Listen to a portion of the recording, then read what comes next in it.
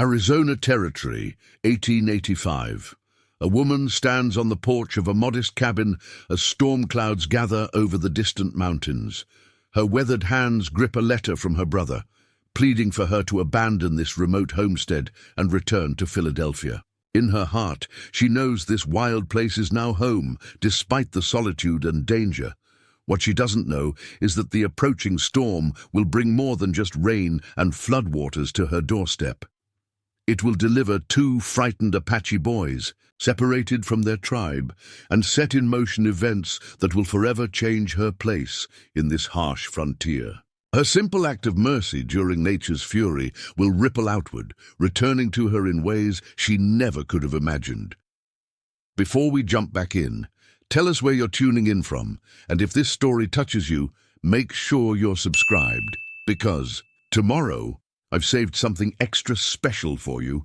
The late afternoon sun cast long shadows across Copper Canyon as Emily Thornton secured the last of her garden tools in the small shed behind her cabin. At 32, with auburn hair pulled back in a practical braid and determined green eyes that reflected both intelligence and quiet resolve, she moved with the confidence of someone who had learned to rely on her own strength. 6 months in, Arizona Territory had transformed her from a Philadelphia schoolteacher to a woman who could split her own firewood, tend a vegetable garden in the unforgiving desert soil, and handle a Winchester rifle with increasing accuracy. Necessity had proven a demanding but effective teacher.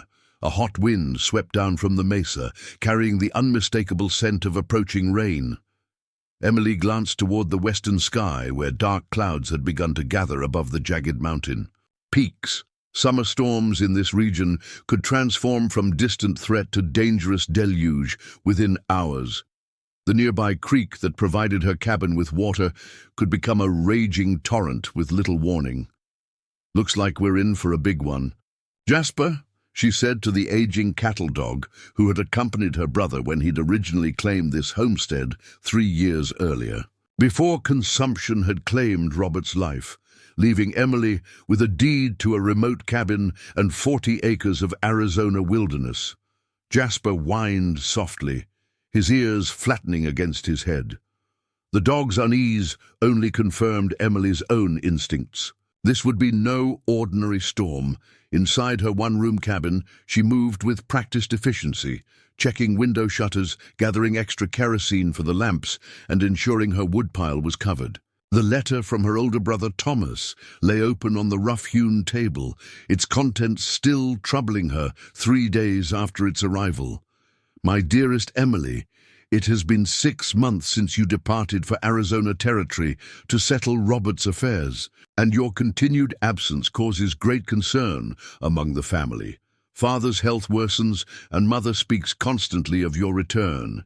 This stubborn insistence on remaining in such wild country, alone and unprotected, flies in the face of all propriety and common sense. The position at Millfield Academy remains open until month's end. I implore you to sell Robert's claim and return to civilization before winter makes travel impossible. What future can you possibly envision in such isolation? Your concerned brother, Thomas Emily, folded the letter with a sigh. Thomas meant well, but he couldn't understand what she had discovered in this remote place, a freedom and purpose she'd never known in Philadelphia's proper society. Teaching had been respectable work, but always under the watchful eyes of headmasters and parents who found fault with everything from her curriculum to the way she styled her hair. Here she answered to no one but herself.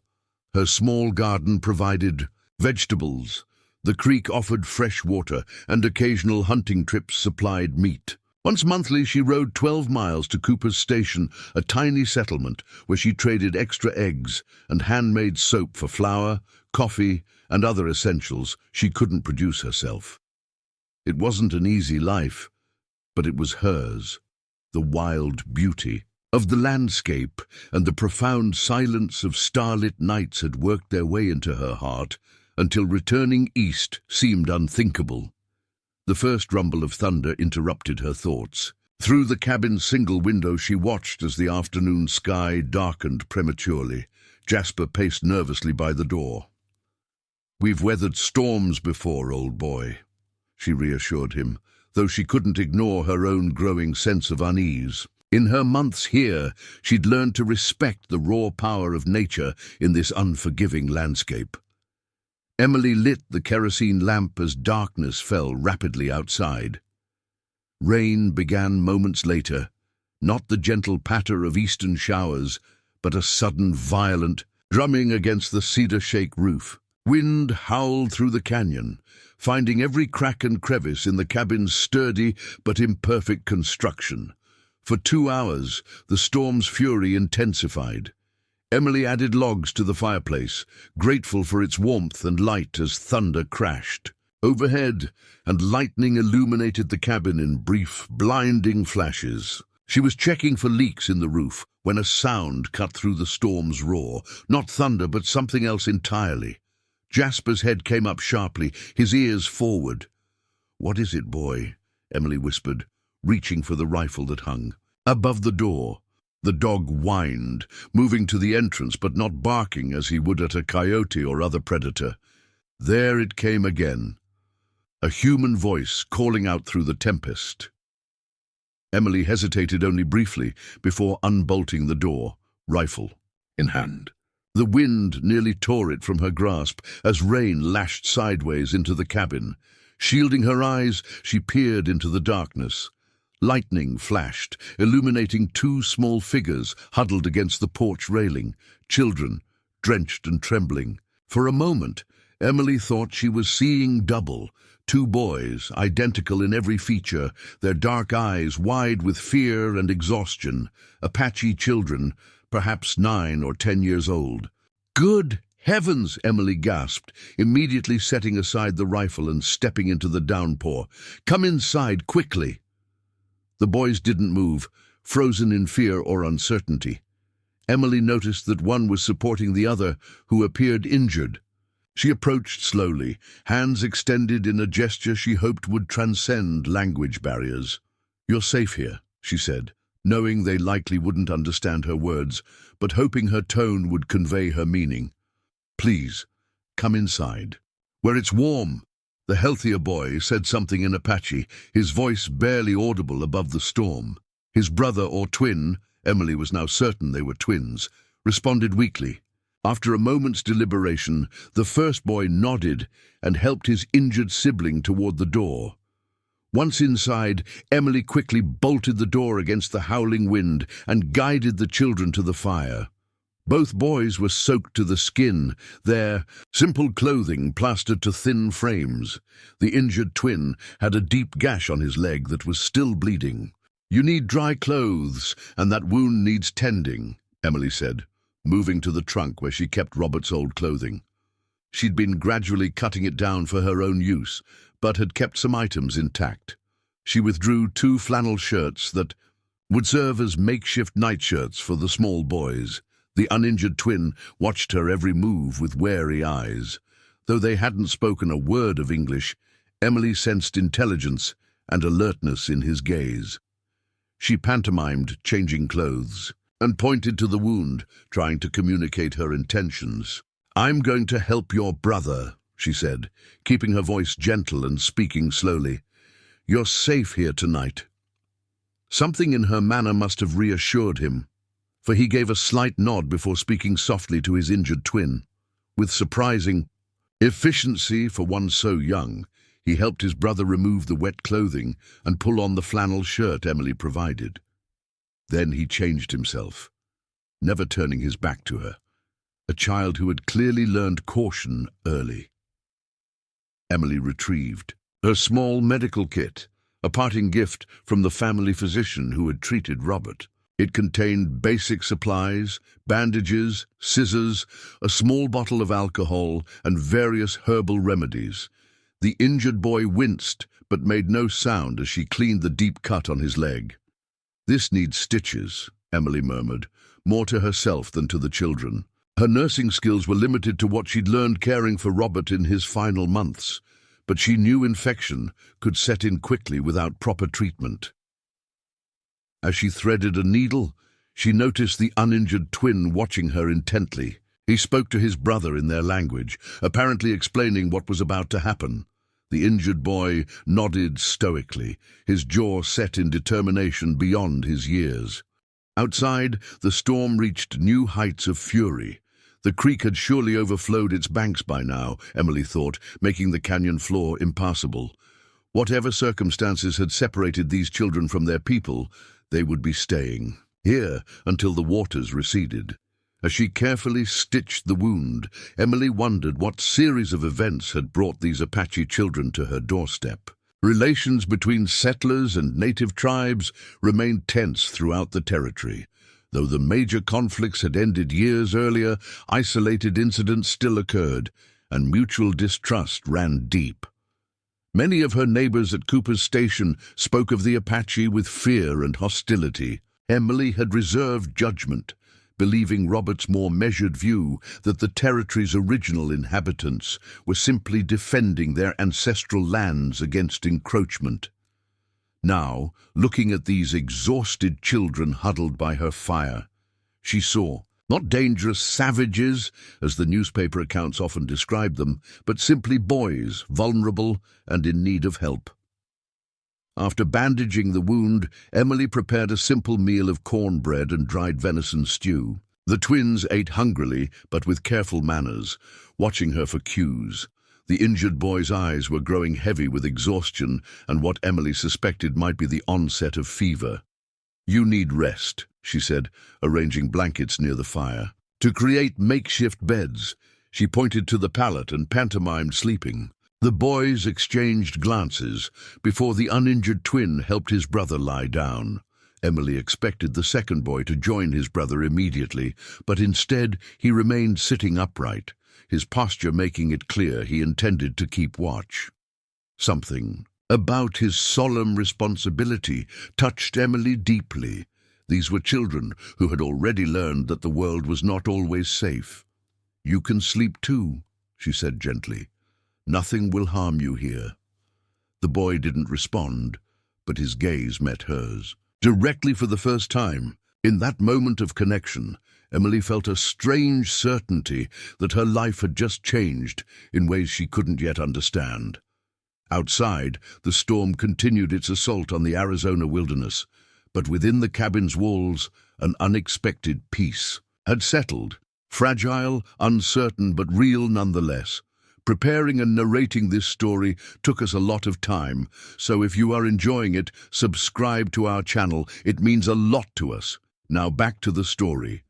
Dawn broke with unexpected gentleness. After the night's fury, Emily woke to the sound of birds rather than thunder, sunlight filtering through cracks in the shutters. For a moment, she lay still on her narrow cot, wondering if the events of the previous night had been a dream. Then she heard soft voices, speaking in Apache, and reality came rushing back. Rising quietly, she saw the twins huddled together by the dying embers of the fire. The uninjured boy had finally succumbed to sleep, but had positioned himself protectively between his brother and the rest of the room. Even in slumber, his young face held a vigilance that spoke of responsibilities far beyond his years. The injured twin was awake, his eyes bright with what Emily recognized as fever. When he saw her watching, he stiffened slightly, but didn't wake. His brother. A silent understanding passed between them. This was a moment of truce, if not yet trust. Emily moved slowly to check his wound, gesturing her intentions before approaching.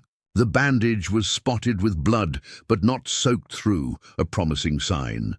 What concerned her more was the heat radiating from his skin and the flush across his cheeks. "You need willow bark tea," she murmured, knowing he wouldn't understand. The words, but hoping her tone would reassure.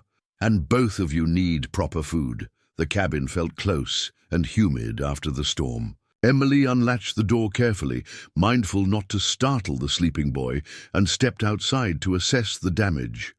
The transformation was startling. What had been a modest creek was now a churning river that carved a new, wider path through.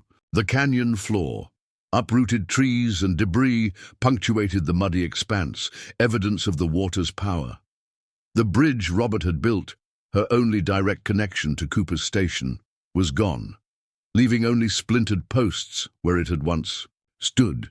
Emily's heart sank. They were isolated now, perhaps for days, until the waters receded enough to cross. A movement in her peripheral vision caused her to turn sharply. The uninjured twin stood in the doorway, watching her with that same careful assessment. He had awakened silently and followed her outside. "Good morning," Emily said, offering a small smile. "Your brother is still sleeping?" The boy tilted his head slightly, studying her face rather than responding to words he couldn't comprehend. After a moment, he pointed toward the raging waters, then made a sweeping gesture toward the western canyon, followed by a questioning look. "Yes, the flood has cut us off," Emily confirmed, mimicking his gestures. "We cannot cross yet." Understanding flickered in the boy's dark eyes. He nodded once, then pointed to himself, made the same gesture toward the west, and held up 7 fingers. 7 days, Emily guessed. "Your people are 7 days' journey west?" The boy seemed to consider this, then shook his head and held up 2 fingers. 2 days' journey then. Emily sensed he was trying to communicate something about his tribe's location. Perhaps they had been separated during the storm while his people were traveling. Their improvised communication continued as Emily prepared breakfast. Through gestures and drawings scratched in the dirt with a stick, she learned that the boys had indeed been separated from a traveling party when flash flooding began in a narrow canyon. They had climbed to higher ground, but became disoriented in the storm, eventually spotting the light from her cabin. Emily used similar methods to introduce herself, pointing to her chest and saying, "Emily." After several repetitions, the uninjured boy nodded and carefully pronounced "Emily." He then pointed to himself and said what sounded to Emily like Tatazi, and to his brother, Nantai.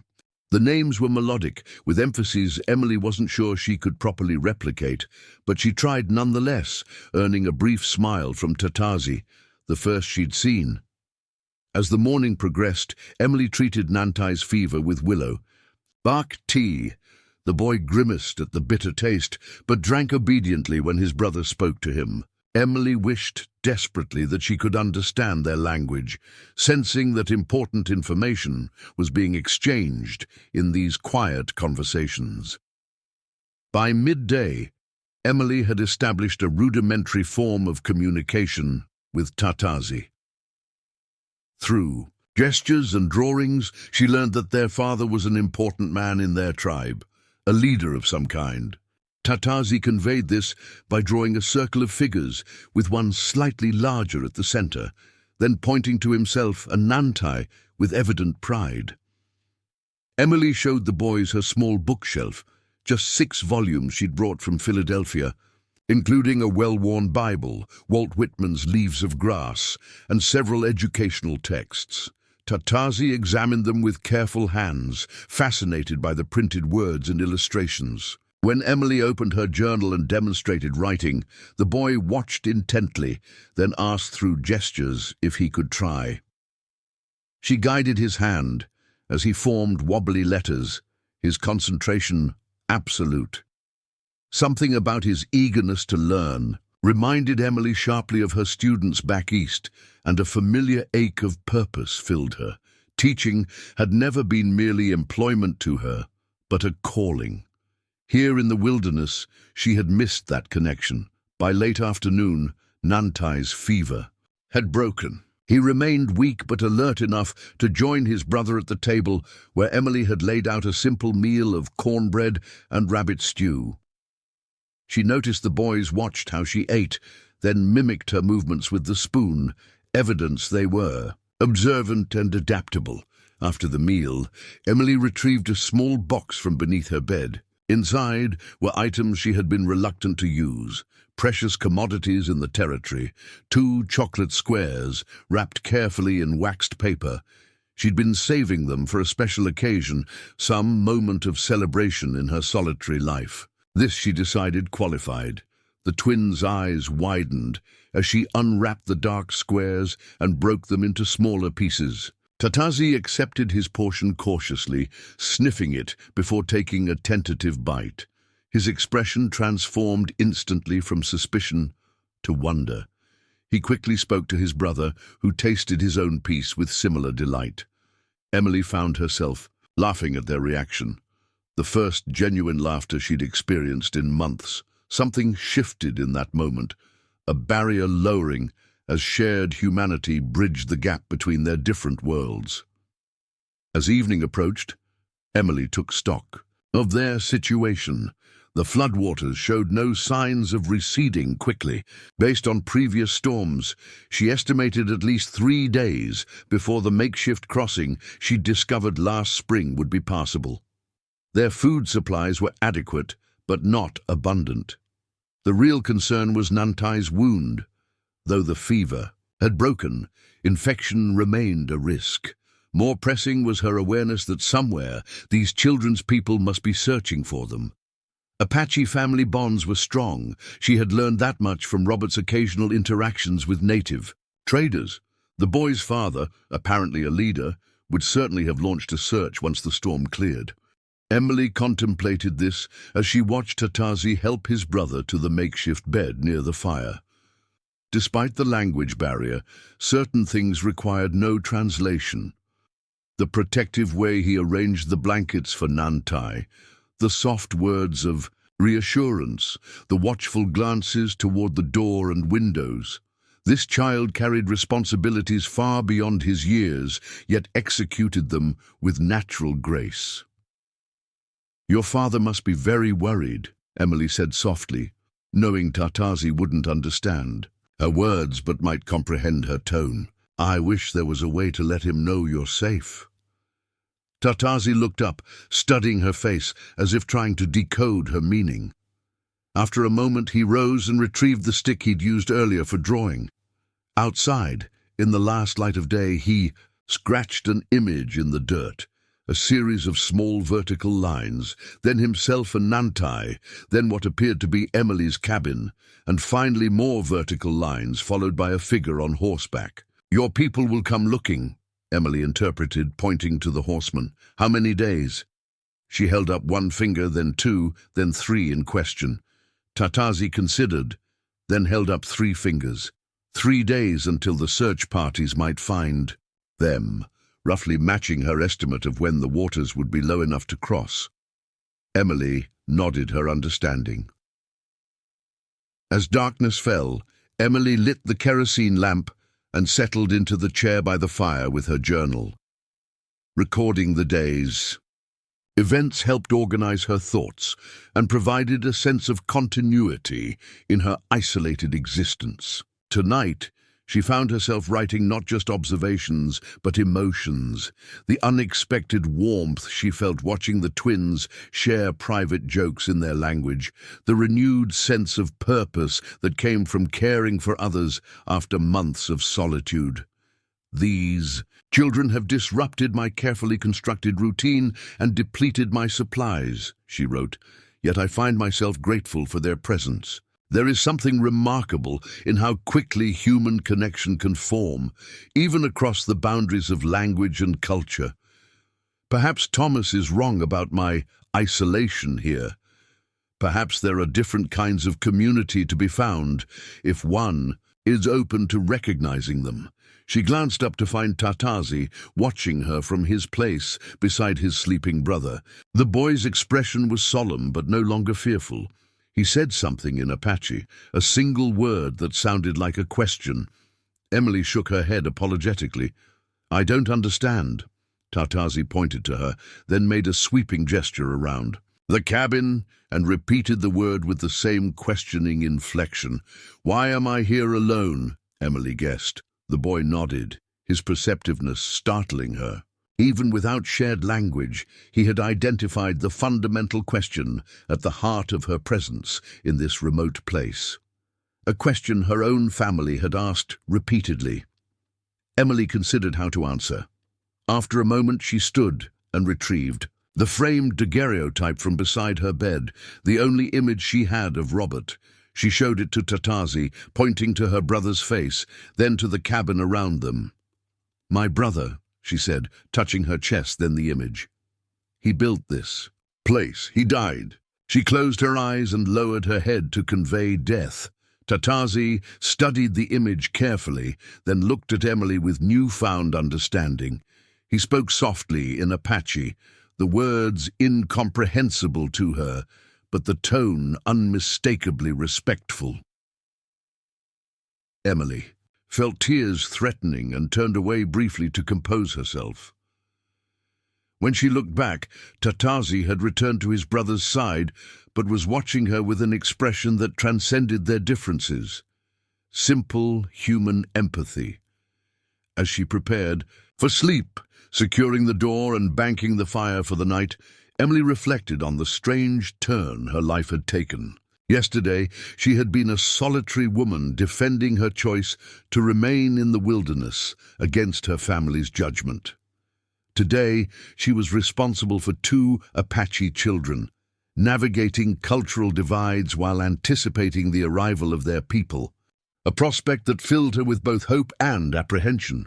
What would happen when the boys' tribe found them? Would they understand that she had helped their children, or would they see only a settler on land they considered rightfully theirs? The uncertainty of the coming days hung over her as she extinguished the lamp and lay down to sleep. Outside, the stars emerged in brilliant clarity, the storm's passage leaving the desert air washed clean. Emily listened to the soft breathing of the twins and the distant call of night birds, feeling strangely at peace despite the uncertainty ahead. Whatever came next, she had done what was right, and in doing so, had rediscovered something essential about herself that months of solitude had nearly erased. The second day dawned clear and warm, the sun already burning away the lingering moisture from the storm.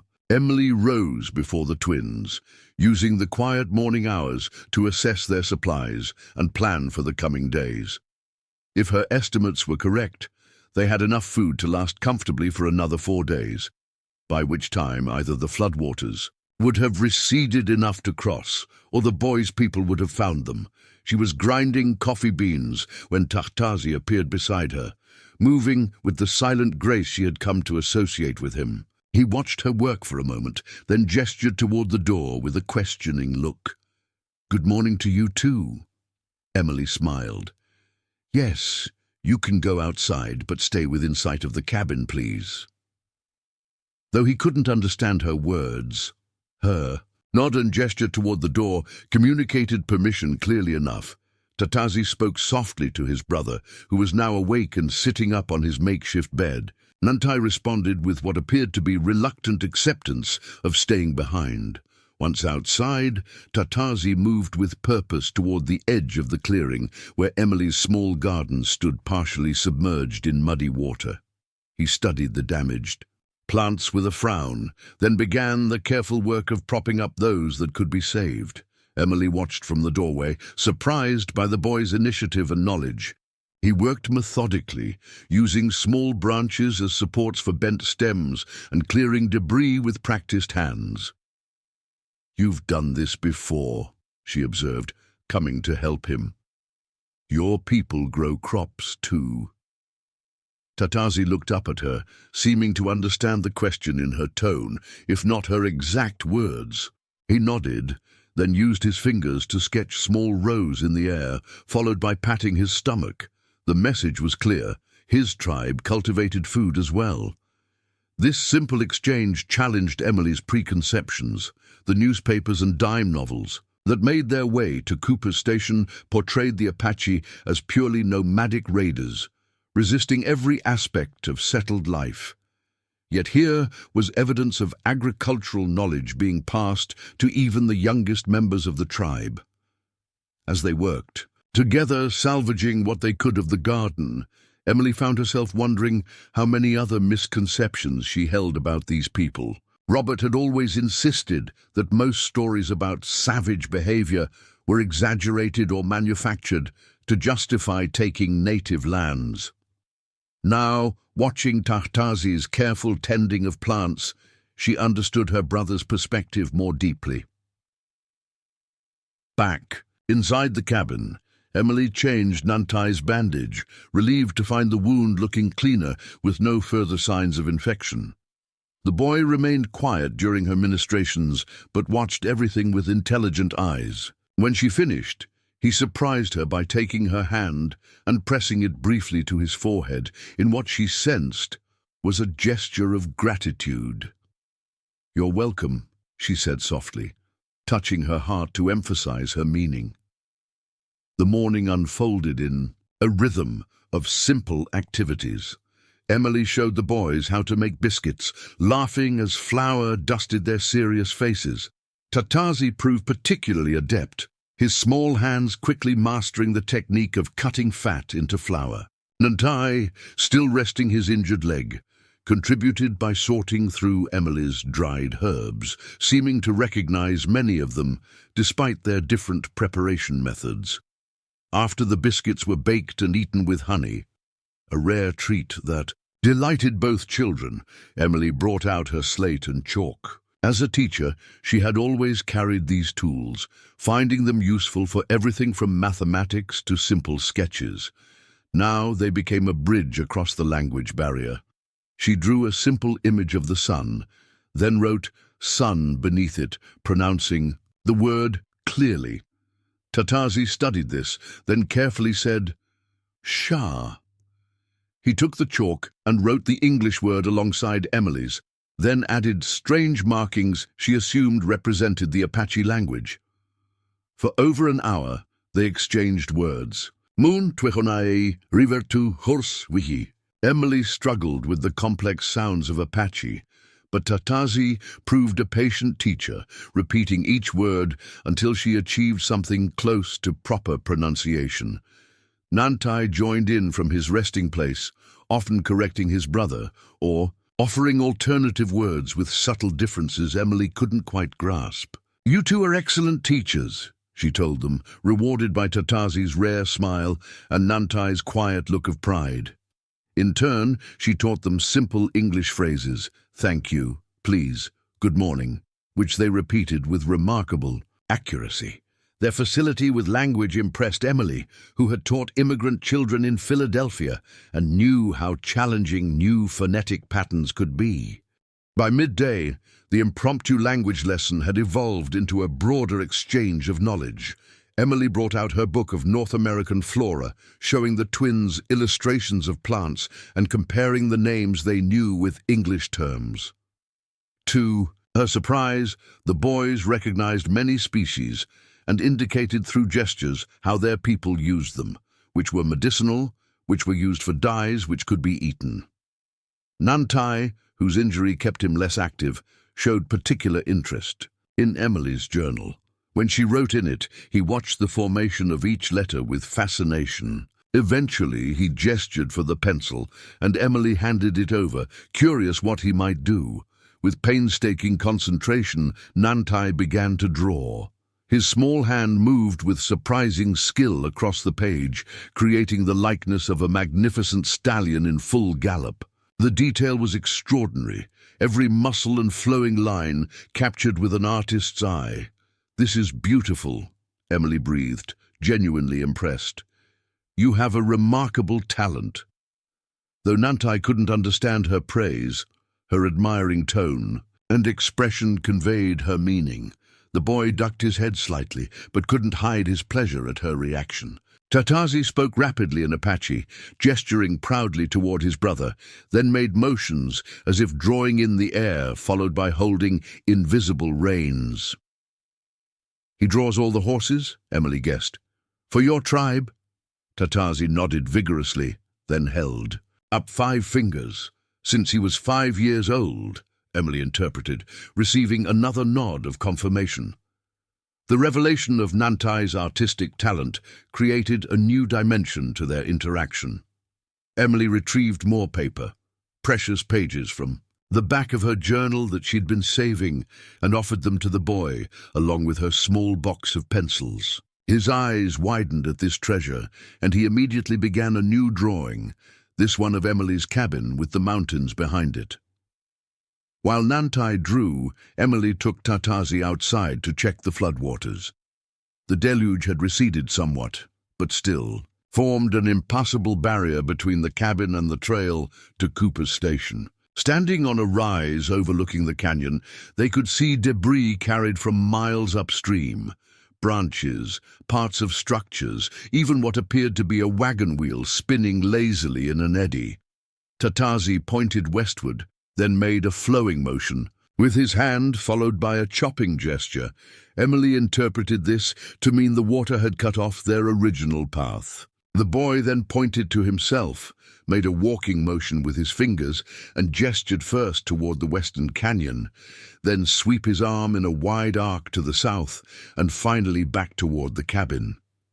"You were traveling," Emily said slowly, following his pantomime. "The water rose, and you had to find another way, which brought you here." Tatazi nodded, then held up 7 fingers, pointed to the sun, and made a circular motion.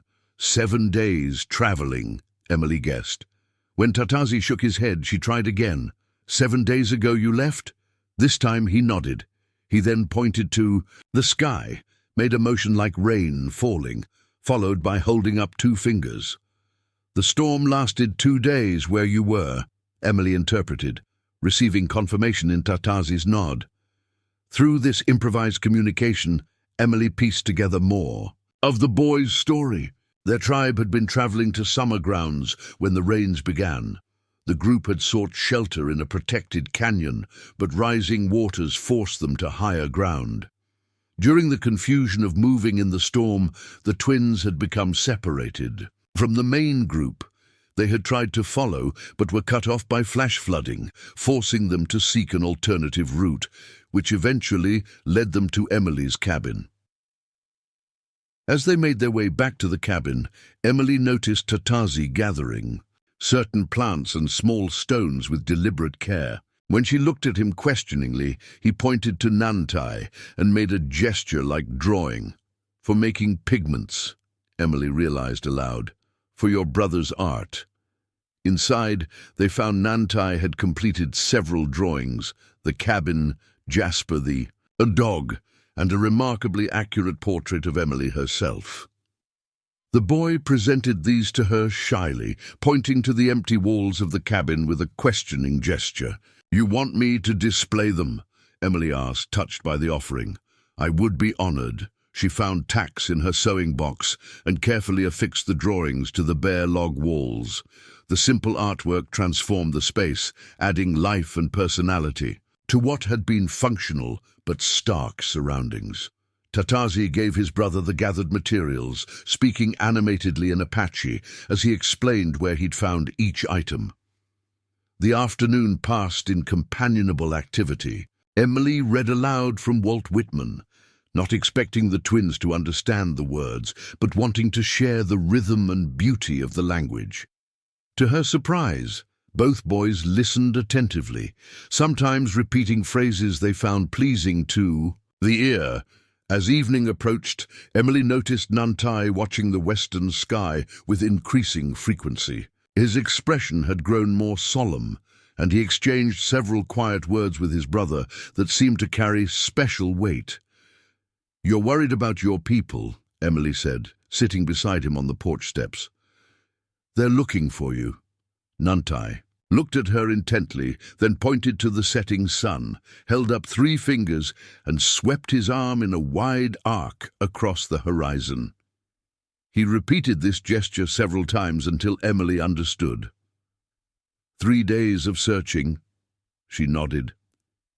"There, coming from all directions." The boy confirmed this with a nod, then pointed to his chest, to Tatazi, and made a gesture like a bird returning to nest. "You need to return to them," Emily acknowledged, feeling a surprising pang at the thought. In just 2 days, these children had broken through months of solitude, reminding her of the simple joys of human connection.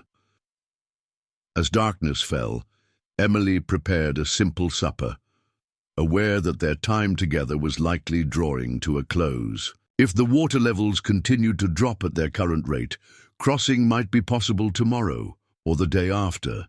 Alternatively, the boys' people might find them first, a prospect that filled Emily with both hope for the twins and apprehension. For herself, what would an Apache search party make of a white woman with two of their children? Would they understand that she had helped, or would they see only a settler on contested land?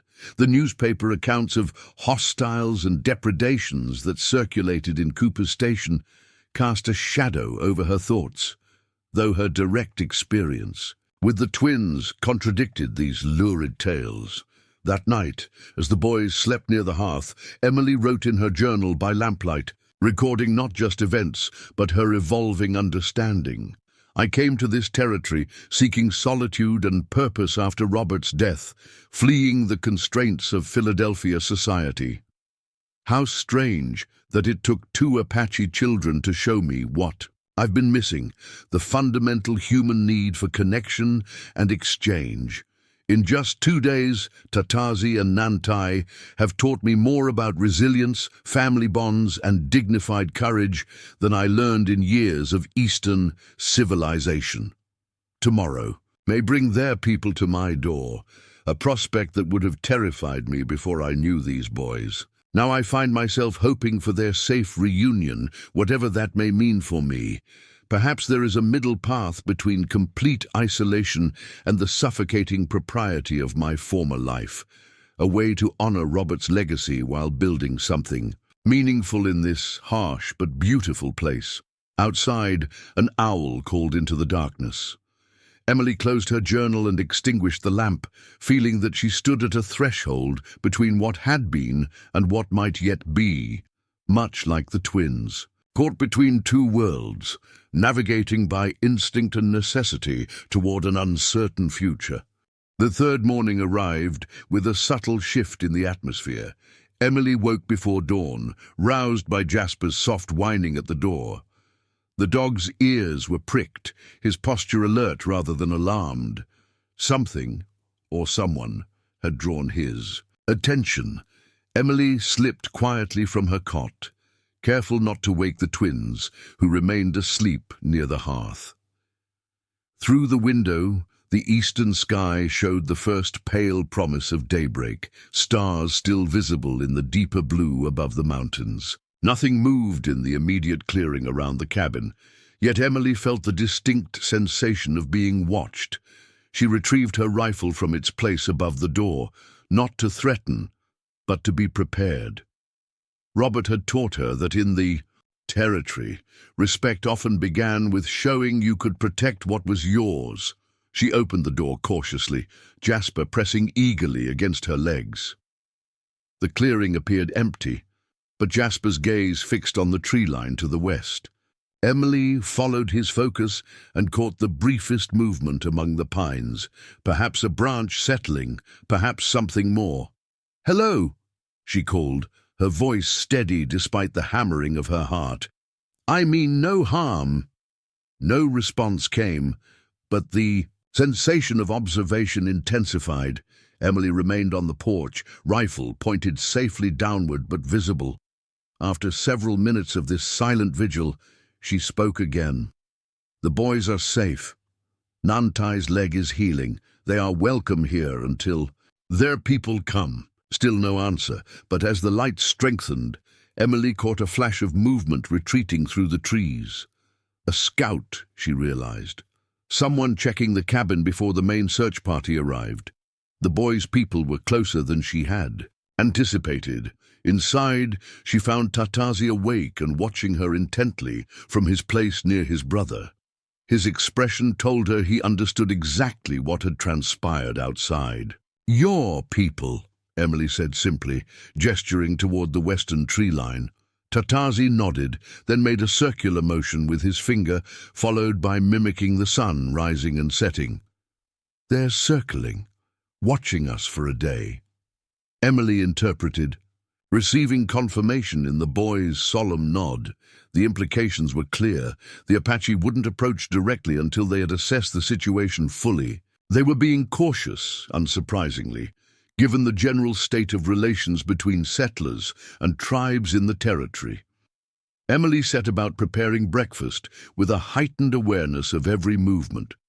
She kept her actions deliberate and calm, mindful that watchers might interpret sudden movements as threatening. The morning routine took on a performative quality.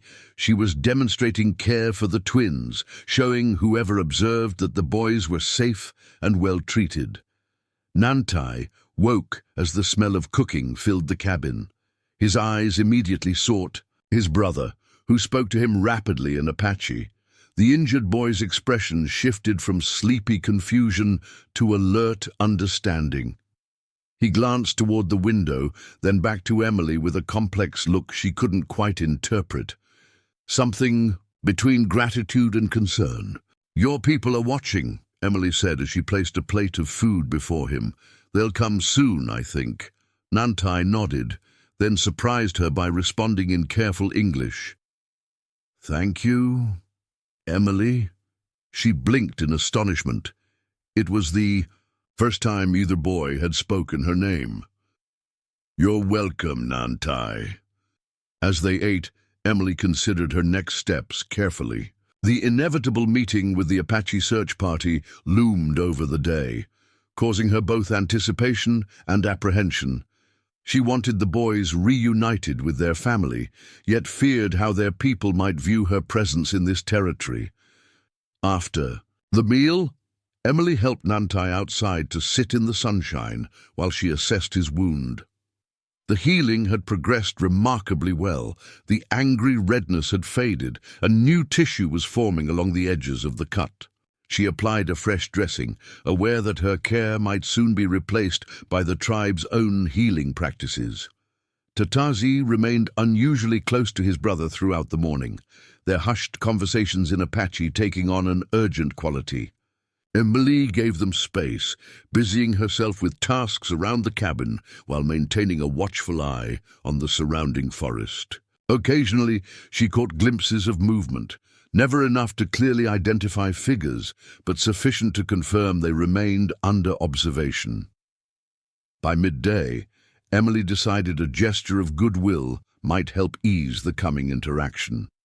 She retrieved Robert's old field glasses from her trunk and handed them to Tatazi. "Show your people we know they're there," she suggested, demonstrating how to use the binoculars by pointing to the tree line. The boy hesitated, then nodded with sudden understanding. He took the glasses and walked to the edge of the clearing, standing tall and unhurried. With deliberate movements, he raised the binoculars to his eyes, scanning the western ridge. After a moment, he lowered them and raised his hand in what Emily recognized as a specific gesture rather than a simple wave, a signal to whoever watched. To Emily's surprise, an answering movement came from the forest. A brief flash of light, perhaps from a reflective surface, deliberately caught in the sun. Tatazi turned to her with the first genuine smile she'd seen from him, excitement evident in his usually composed features. "Father," he said in English, pointing toward where the flash had originated. "Your father is there?" Emily asked, her pulse quickening. The boy nodded vigorously, then made a series of gestures indicating many people, the search party, and pointed to the sun, then directly overhead. "They'll come at noon," Emily interpreted, receiving confirmation in Tatazi's nod. The next hours passed in a blur of preparation. Emily, unsure of Apache customs but determined to show respect, cleaned the cabin thoroughly and laid out what food she could spare. She changed into her best remaining dress, a simple blue cotton with minimal adornment, and pinned her hair neatly beneath a modest cap. Nantai, sensing the importance of the coming meeting, asked through gestures if he might wash and change as well. Emily provided fresh water and the last of Robert's shirts, which Tatazi helped his brother don with careful attention to appearance. Both boys seemed transformed by anticipation, their solemn demeanors giving way to barely contained excitement. As the sun approached its zenith, Tatazi suddenly stiffened, his attention fixed on the western edge of the clearing. Emily followed his gaze, but saw nothing. After a moment, the boy turned to her with an expression of mingled gratitude and regret. "They come," he said in careful English, then added something in Apache that needed no translation. "A farewell." Emily nodded, a lump forming in her throat. "I know. It's good. You belong with your people." She helped Nantai to his feet, supporting him as they moved to the porch. Tatazi positioned himself slightly ahead of them, his posture straight and dignified, despite his youth. For several long minutes, nothing happened. Then, with startling suddenness, a mounted figure emerged from the tree line. The rider sat tall on a magnificent pinto stallion, his bearing regal and commanding. Even at a distance, Emily could see the resemblance to the twins, the same high cheekbones and proud carriage, though weathered by years and responsibility. The man wore traditional Apache clothing adorned with symbols of leadership and carried no visible weapons. A deliberate choice, Emily realized, meant to convey peaceful intent while maintaining dignity. He advanced alone to the midpoint of the clearing and stopped, waiting. Tatazi spoke quickly to his brother, who nodded and straightened as best he could despite his injury. The older twin then looked to Emily with unexpected intensity. "You come," he said, gesturing for her to accompany them. Emily hesitated, uncertain of protocol. "Are you sure?"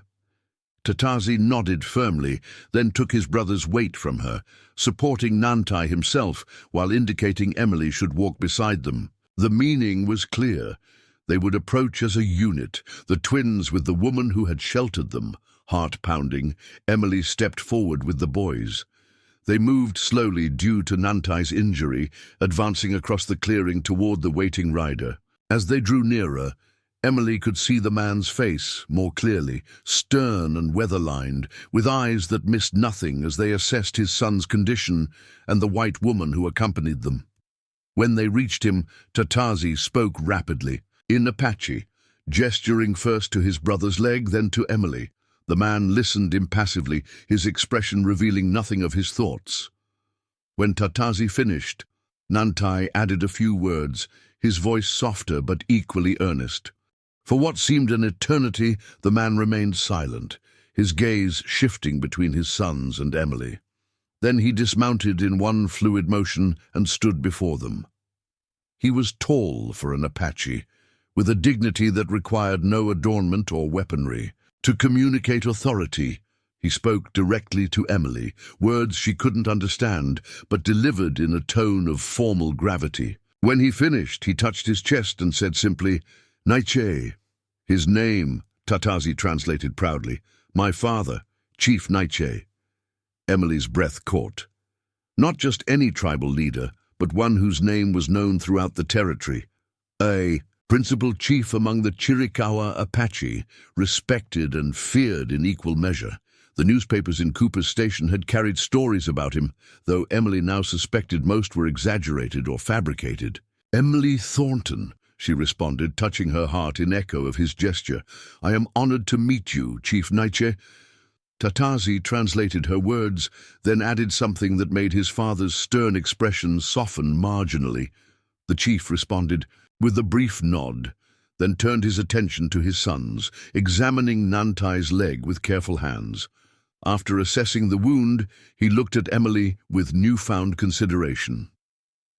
"He says you have skill with medicine," Tatazi translated as his father spoke again. "The wound is clean, healing well." "I did what I could," Emily responded modestly. "Your son is strong."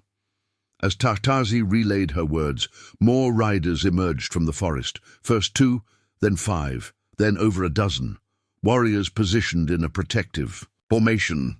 Women who Emily assumed were family members, and several elders whose ornate garments suggested positions of importance. All maintained a respectful distance, forming a loose semicircle behind their chief. Naiche spoke again, at greater length this time. Tatazi listened carefully, then turned to Emily. "My father says we owe you a debt. You sheltered his sons when the waters came. You tended Nantai's wound. You treated us with honor." The boy paused, struggling to translate complex concepts. He asks why. The question caught Emily off guard. "Why?" Tatazi nodded. "Why help Apache boys? Many white people fear us, hate us." Emily considered her answer carefully, aware that her response mattered beyond simple courtesy. "I helped because they needed help," she said finally, meeting Nietzsche's steady gaze. "Any decent person would do the same. Your sons are children first, Apache second. All children deserve protection." As Tatazi translated, something shifted. In Nietzsche's expression, a subtle change that suggested her simple answer had passed some test. He responded with a brief phrase that the boy translated as, "Truth has its own sound." The chief then gestured toward the cabin, clearly asking permission to approach. Emily nodded. "Please, you are welcome." As they walked back toward the cabin, Emily became acutely aware of the strangeness of the situation. A solitary white woman leading an Apache chief and his retinue to her home. What would her family in Philadelphia think if they could see her now? What would the residents of Cooper's Station say if they knew Chief Nietzsche himself stood on her porch? Yet in that moment, cross-cultural politics seemed less important than simple hospitality. These people had come searching for their children, finding them safe in her care. Whatever tensions existed between their worlds, this interaction would be governed by the more fundamental human concerns of family and gratitude. As they reached the cabin, Emily turned to face the assembled Apache with all the dignity she could muster. "Welcome to my home," she said, gesturing toward the open door. "Please enter in peace." Tatazi translated her words, and Chief Nietzsche responded with a formal nod that contained both acknowledgement and respect. As he stepped forward to cross her threshold, Emily sensed that something momentous had begun, something neither she nor anyone in Cooper's Station could have anticipated when she decided to remain alone in this remote canyon where two worlds now unexpectedly converged. Emily's small cabin had never seemed more modest than when Chief Nietzsche stepped inside, his commanding presence filling the simple space. Behind him came four others, an elderly man whose wrinkled face suggested great wisdom, two warriors who positioned themselves discreetly near the door, and a woman perhaps a few years older than Emily, whose resemblance to the twins marked her as their mother. The woman moved immediately to Nantai, examining his wound with practiced hands while speaking softly in Apache. Her touch was gentle but thorough, and Emily recognized the universal concern of a mother assessing her child's injury. When she finished, the woman looked up at Emily with an expression that transcended language barriers, simple gratitude from one woman to another. Tatazi stood proudly beside his father, translating as needed, while Nietzsche observed every detail of the cabin with careful attention. His gaze lingered on Nantai's drawings affixed to the walls, on Emily's small bookshelf, on the neatly organized medical supplies. Each object told a story about the woman who had sheltered his sons. The elderly man, introduced by Tatazi as Daklugi, a medicine man and his grandfather, approached Nantai and examined the stitched wound with approving nods. He spoke to the boy's mother, who translated for Emily through Tatazi. "My mother says grandfather approves of your healing work. The stitches are well placed. You have skilled hands." "Thank you," Emily responded, honored by the assessment from a traditional healer.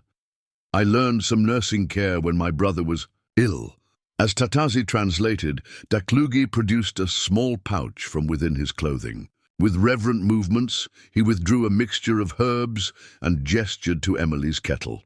"He wishes to prepare medicine for Nantai," Tatazi explained, "to complete the healing." Emily nodded immediately. "Of course. Please, use whatever you need." While the medicine man worked, Chief Nietzsche motioned for Emily to sit at her small table. She complied, and he sat across from her, his posture formal but not threatening. The twins' mother, whose name Emily learned was Nachise, joined them, sitting beside her husband with quiet dignity. Through Tatazi's translation, a remarkable conversation began. Naiche asked detailed questions about how Emily had found his sons, the severity of Nantai's initial injury, and what care she had provided. His queries were precise and methodical, those of a leader gathering complete information before forming judgment. Emily answered with equal care, explaining the storm's ferocity, the boy's arrival, and her treatment of Nantai's wound. She described their communication efforts and the twins' exceptional behavior during their stay. "Your sons are remarkable children," she concluded, "respectful, intelligent, and resilient. You have every reason to be proud." When Tatazi translated this, something unexpected happened. Naiche smiled. The expression transformed his stern features, revealing the father beneath the chief. He spoke briefly to his wife, who nodded in agreement. "My father says you speak truth about his sons," Tatazi translated, unable to hide his pleasure at the praise. Not all white people would see Apache children as worthy of such words. "Children are children," Emily replied simply. "Goodness recognizes no boundaries of race or language." This statement prompted an extended exchange between Naiche and Daklugie, who had finished preparing his herbal medicine and now joined the conversation. The old man spoke with animated gestures, occasionally pointing to Emily and then toward the distant mountains. "What are they discussing?"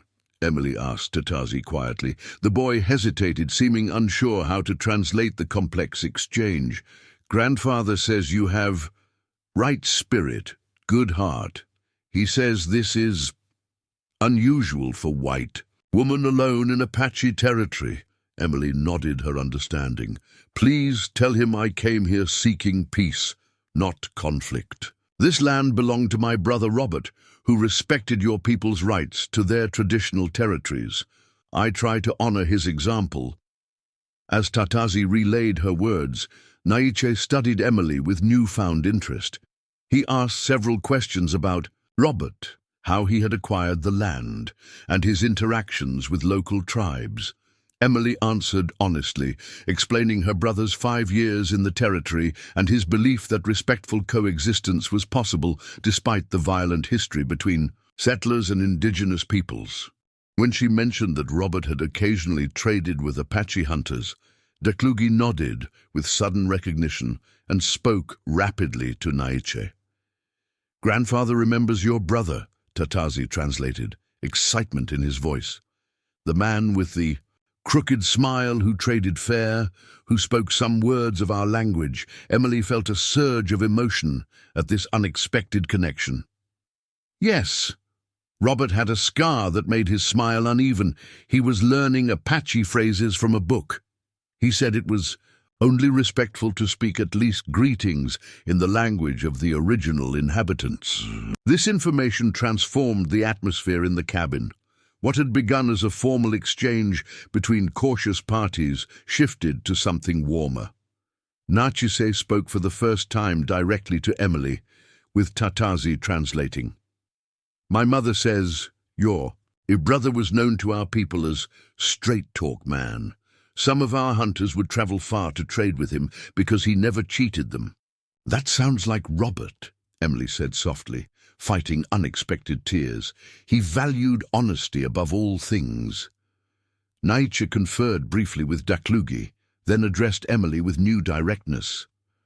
"My father asks why you stay here alone," Tatazi translated. "He says it is dangerous for a woman with no family, no protection."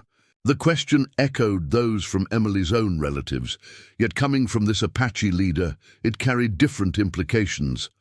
This wasn't about propriety or social expectations, but practical survival concerns.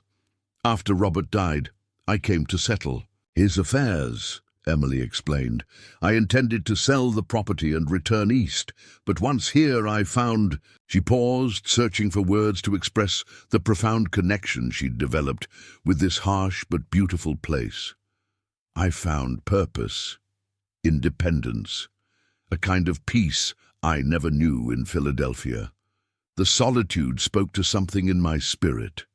As Tatazi translated, Daklugi nodded with evident understanding, commenting in Apache. Nietzsche listened, then responded to Emily.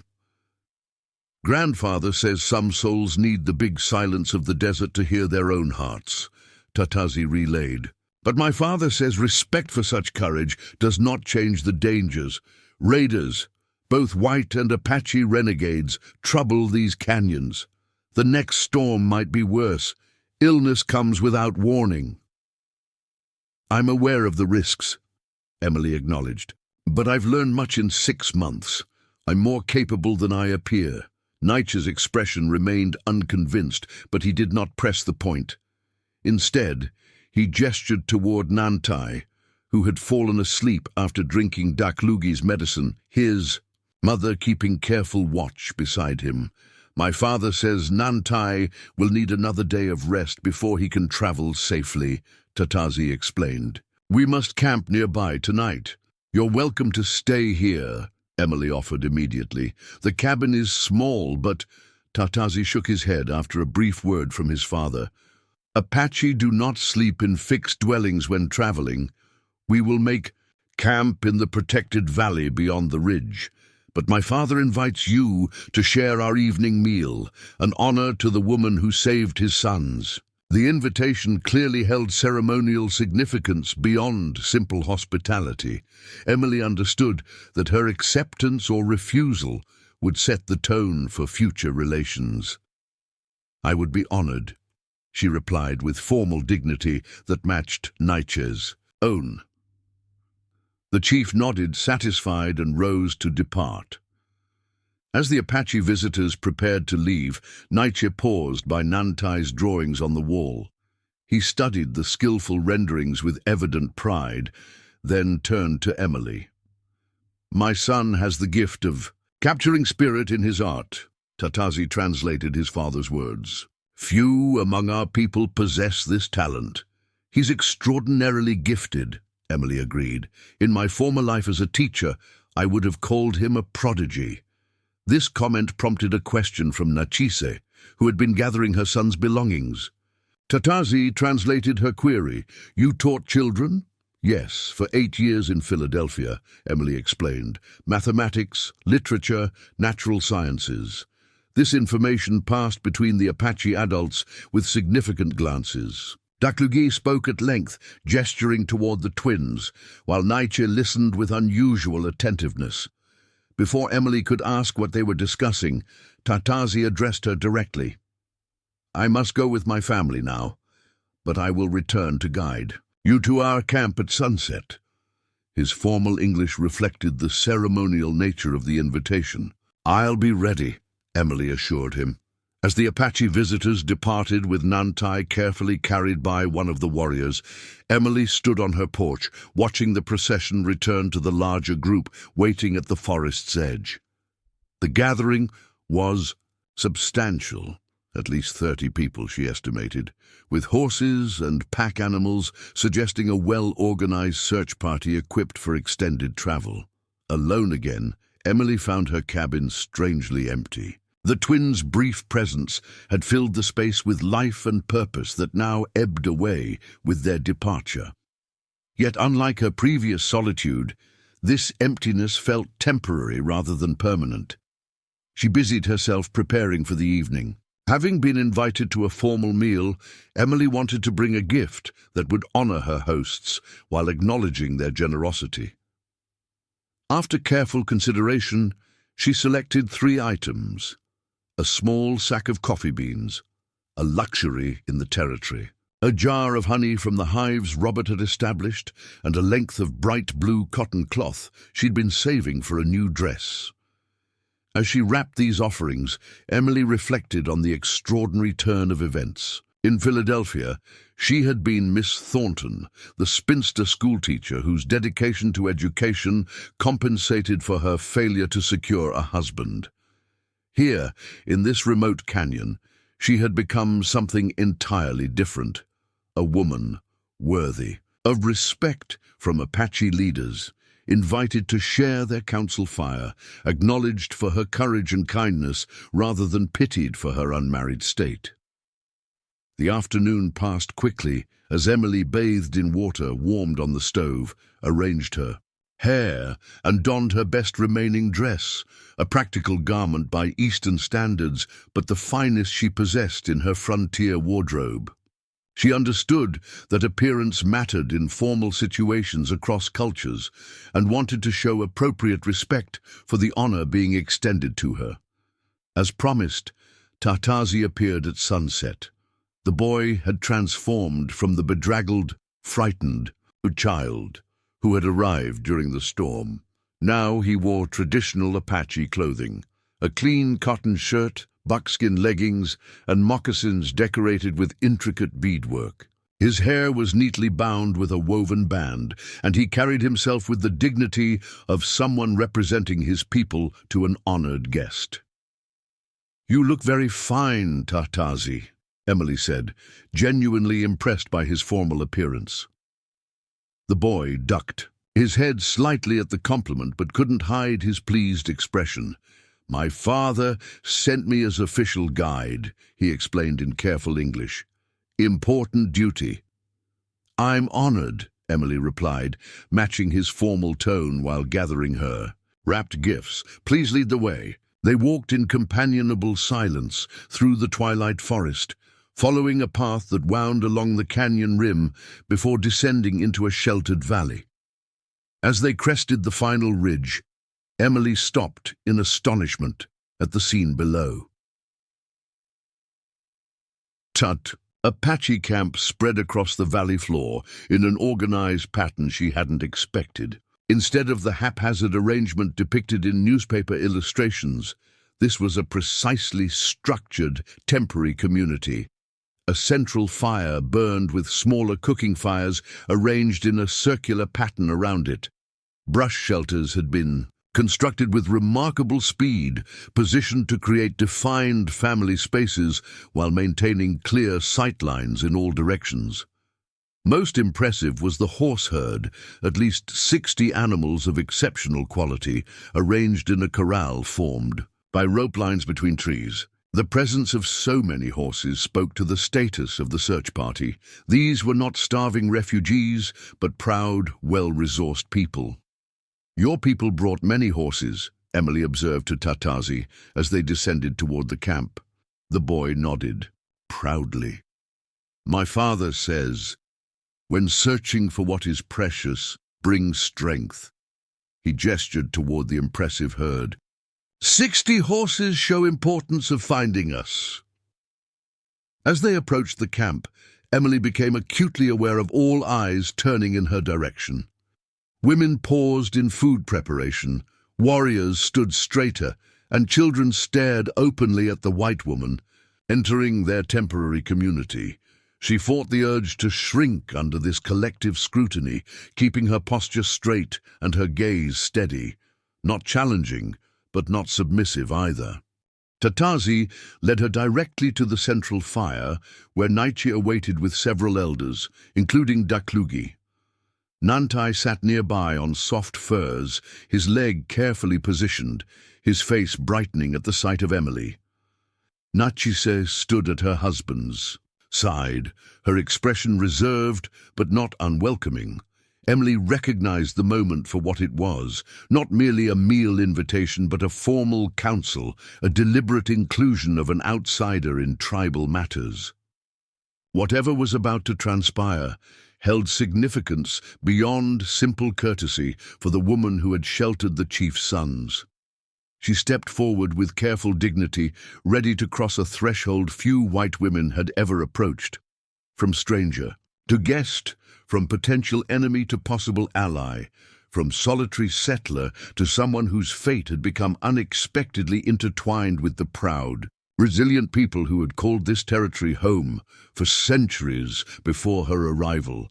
The central fire cast golden light across the circle of faces as Emily was guided to a place of honor on a woven blanket beside Nietzsche and the elders. The seating arrangement clearly held significance. She had been positioned where everyone in the circle could see her, yet also where she could observe each speaker. It was the place for both honored guest and someone being evaluated. Tatazi remained nearby, ready to translate, though Emily noticed he consulted occasionally with an older boy who seemed to assist with particularly complex phrases. The formality of the gathering indicated this was more than a simple meal. This was a council where important matters would be discussed.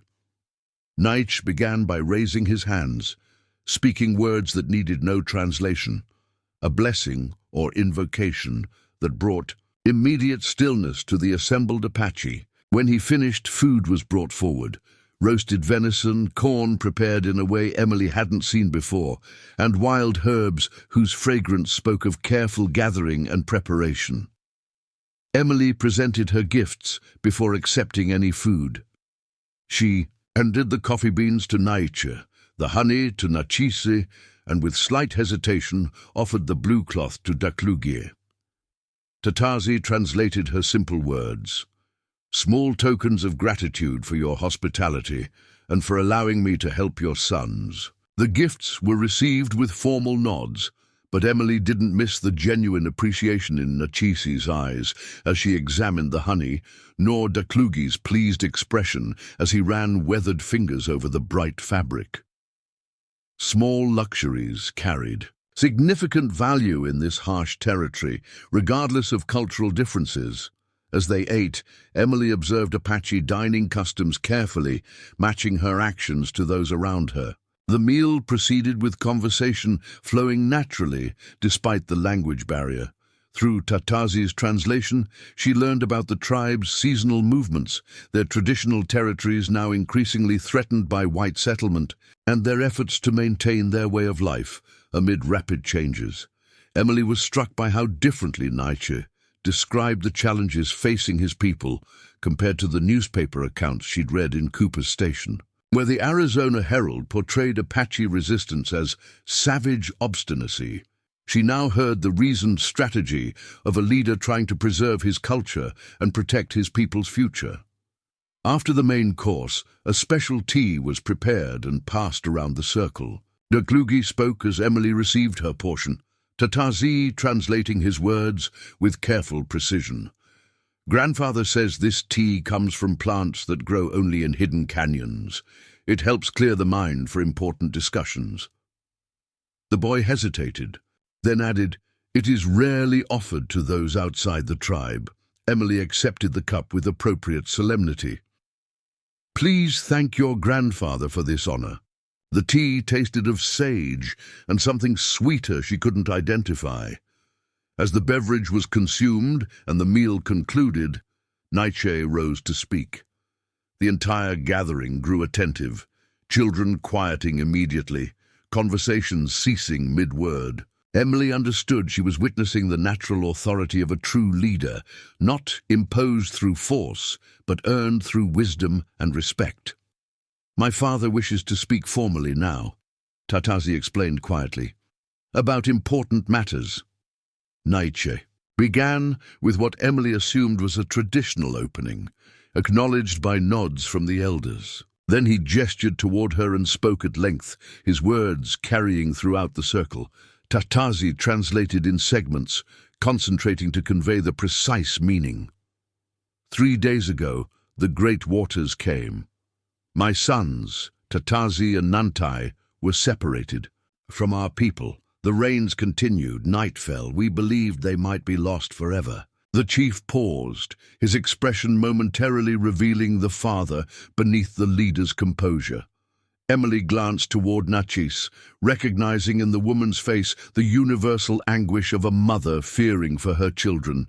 But Creator had different plans, Tatazi continued translating. The waters that separated my sons from us also carried them to safety, to the cabin of this woman, Emily Thornton. Nietzsche gestured toward Emily with formal respect before continuing. In the time of our grandfathers, white settlers and Apache people walked different paths. Blood was spilled on both sides, trust was broken. But tonight we must acknowledge that this woman showed the true heart of a human being. When she found Apache children at her door, she did not see enemies. She saw young ones needing help. Murmurs of approval rippled through the gathering. Emily felt a flush rise to her cheeks at being the center of such focused attention. She tended Nantai's wound with skill. She fed them from her own stores. She sheltered them from the storm. And when we came searching, she did not hide our children or flee in fear. She stood with dignity and returned them without condition. Nietzsche paused, looking directly at Emily, before continuing with words that Tatazi translated with particular care. The Apache have a saying, when a stranger gives water without being asked, look twice at this person. Emily Thornton gave more than water to my sons. For this, she has earned the right to speak in our council and to be heard with respect. With that introduction, Nietzsche gestured for Emily to speak. The invitation caught her off guard. She had expected to be primarily a listener at this gathering, not a participant. Tatazi whispered quickly, "My father honors you by asking you to address the council." Emily rose, understanding the importance of the moment. She spoke carefully, pausing after each sentence to allow Tatazi to translate. I thank Chief Nietzsche and his people for this honor. The truth is simple. I did only what any person of conscience would do. Children are sacred. In every culture I know, Tatazi and Nantai showed remarkable courage and dignity during their time with me. They are a credit to their parents and to their people. She paused, considering her next words with care. What she said now would shape how these people viewed, not just her, but potentially all settlers in the region. I came to this territory after my brother's death, intending to stay only briefly. But I discovered something here that I had never found in the cities of the East. A kind of freedom and purpose that spoke to my spirit.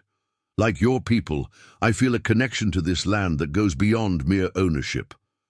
As Tatazi translated, Emily saw nods of understanding among the elders.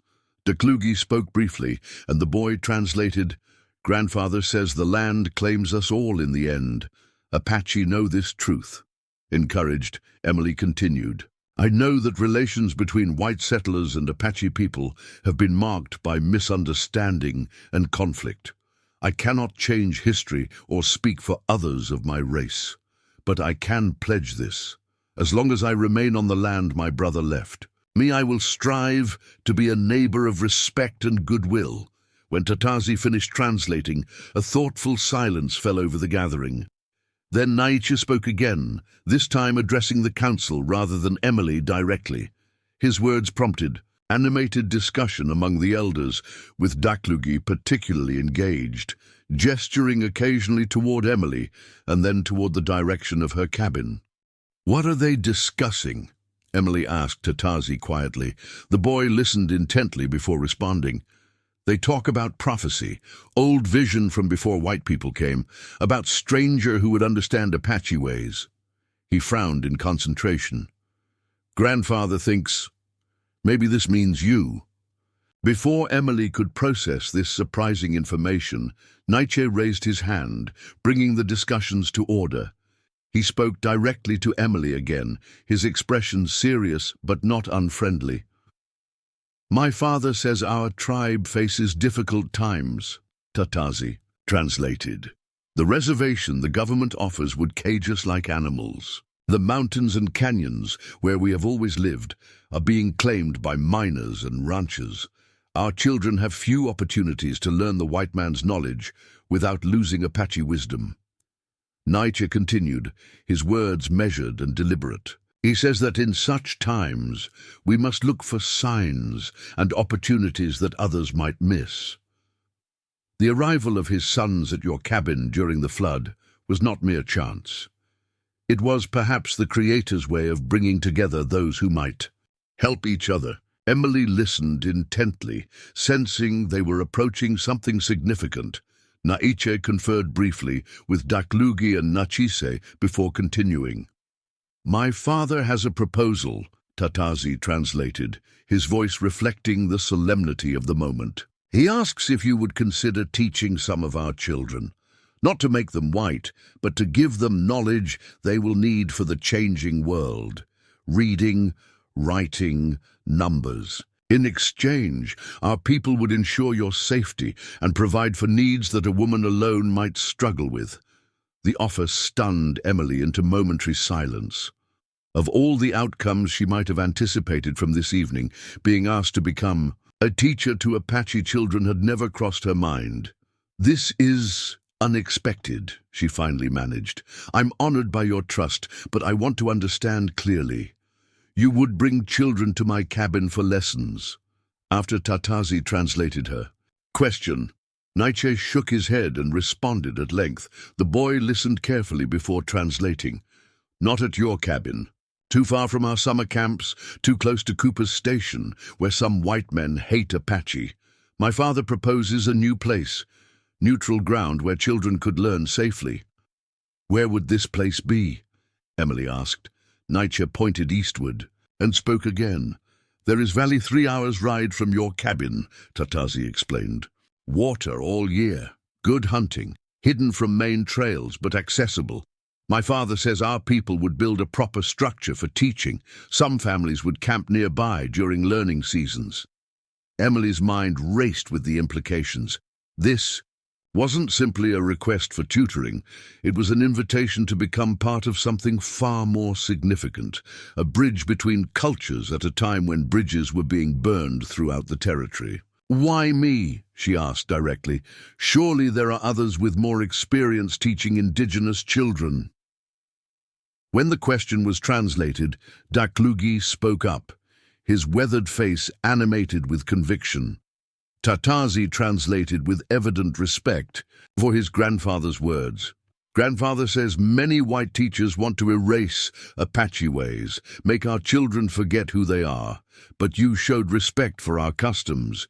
You helped Tatazi and Nantai without trying to change them. You recognized Nantai's gift for drawing, without forcing him to draw different things," the old man continued, Tatazi working hard to keep pace with the complex concepts. "Also, you are woman alone, seeking purpose. We are people fighting to preserve our ways while learning to navigate new realities. Grandfather says such needs might fit together like two halves of broken pot." The metaphor struck Emily as both beautiful and apt. She had indeed been searching for purpose beyond mere survival in this remote place. The prospect of teaching again, but in this entirely new context, stirred something deep within her. Naiche added something that Tatazi translated with particular care. "My father says you should not answer tonight. This is decision that needs sleep and prayer. We remain camped here tomorrow while Nantai grows stronger. You can give answer then." Emily nodded her appreciation for this consideration. "Thank you. I will consider this proposal with the seriousness it deserves." As the council concluded, Emily noticed Nantai watching her intently from his place near the fire. When their eyes met, the boy held up a small piece of paper, one of the pages she had given him for drawing. On it was a skillfully rendered image of Emily standing between two worlds. Behind her, the cabin and familiar landscape of her homestead. Before her, stylized figures representing the Apache community, with Tatazi and Nantai in the foreground, connecting the separate realms. The drawing captured perfectly the choice she now faced: remain in her solitary existence or step into an unexpected role that would forever alter her place in this territory. The boy's artistic intuition had distilled the situation to its essence, offering it back to her as a visual question that required no translation. As Emily prepared to return to her cabin, guided again by Tatazi through the darkness, Nachise approached her. The Apache woman carried a small woven bag, which she pressed into Emily's hands, speaking softly. My mother says these are healing herbs, Tatazi translated. For when you need to make right decisions, make tea before sleeping. The personal gift, outside the formal exchange of the council, touched Emily deeply. Thank you, she said directly to Nachise. Thank you for trusting me with your sons. Though the words required translation, the sincere gratitude in Emily's voice needed none. The two women shared a moment of connection that transcended their different worlds, a recognition of shared humanity that gave Emily hope that Nietzsche's unusual proposal might actually work. Walking back through the starlit forest, Emily found herself torn between excitement and apprehension. Becoming a teacher to Apache children would place her in a precarious position with both communities. Cooper Station would likely view her as a traitor, while many in the tribe might remain suspicious of her intentions. Yet something about the proposal resonated with her deepest values, the belief that education should empower rather than erase, that different cultures could enrich rather than threaten each other, that bridges could be built where walls had stood for generations. As her cabin came into view, illuminated by moonlight, Emily realized it no longer represented the solitary refuge she had first sought. Instead, it had become a doorway, a threshold between what had been and what might yet be in this harsh but magnificent territory where unexpected connections could form during the darkest storms.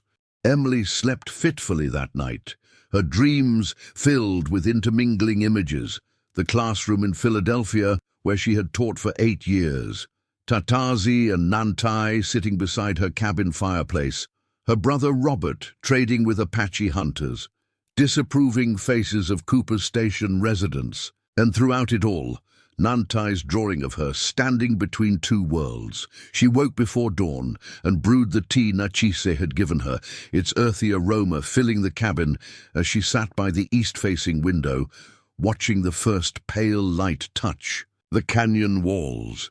The teaching opportunity Nietzsche had proposed was unprecedented as far as she knew. White educators on reservations were government appointees, typically men with military backgrounds or missionaries intent on civilizing native children by erasing their culture. What Nietzsche envisioned was something entirely different: education that would equip Apache children with practical knowledge for navigating the changing world while respecting their traditions and identity. The approach matched Emily's own philosophy of teaching more closely than she had been able to practice in Philadelphia's rigid school system. Yet the practical challenges were enormous. How would the people of Cooper Station react if they discovered she was teaching Apache children? Would the territorial authorities consider it illegal, and could she truly bridge such different worlds effectively when she herself was still learning about Apache culture?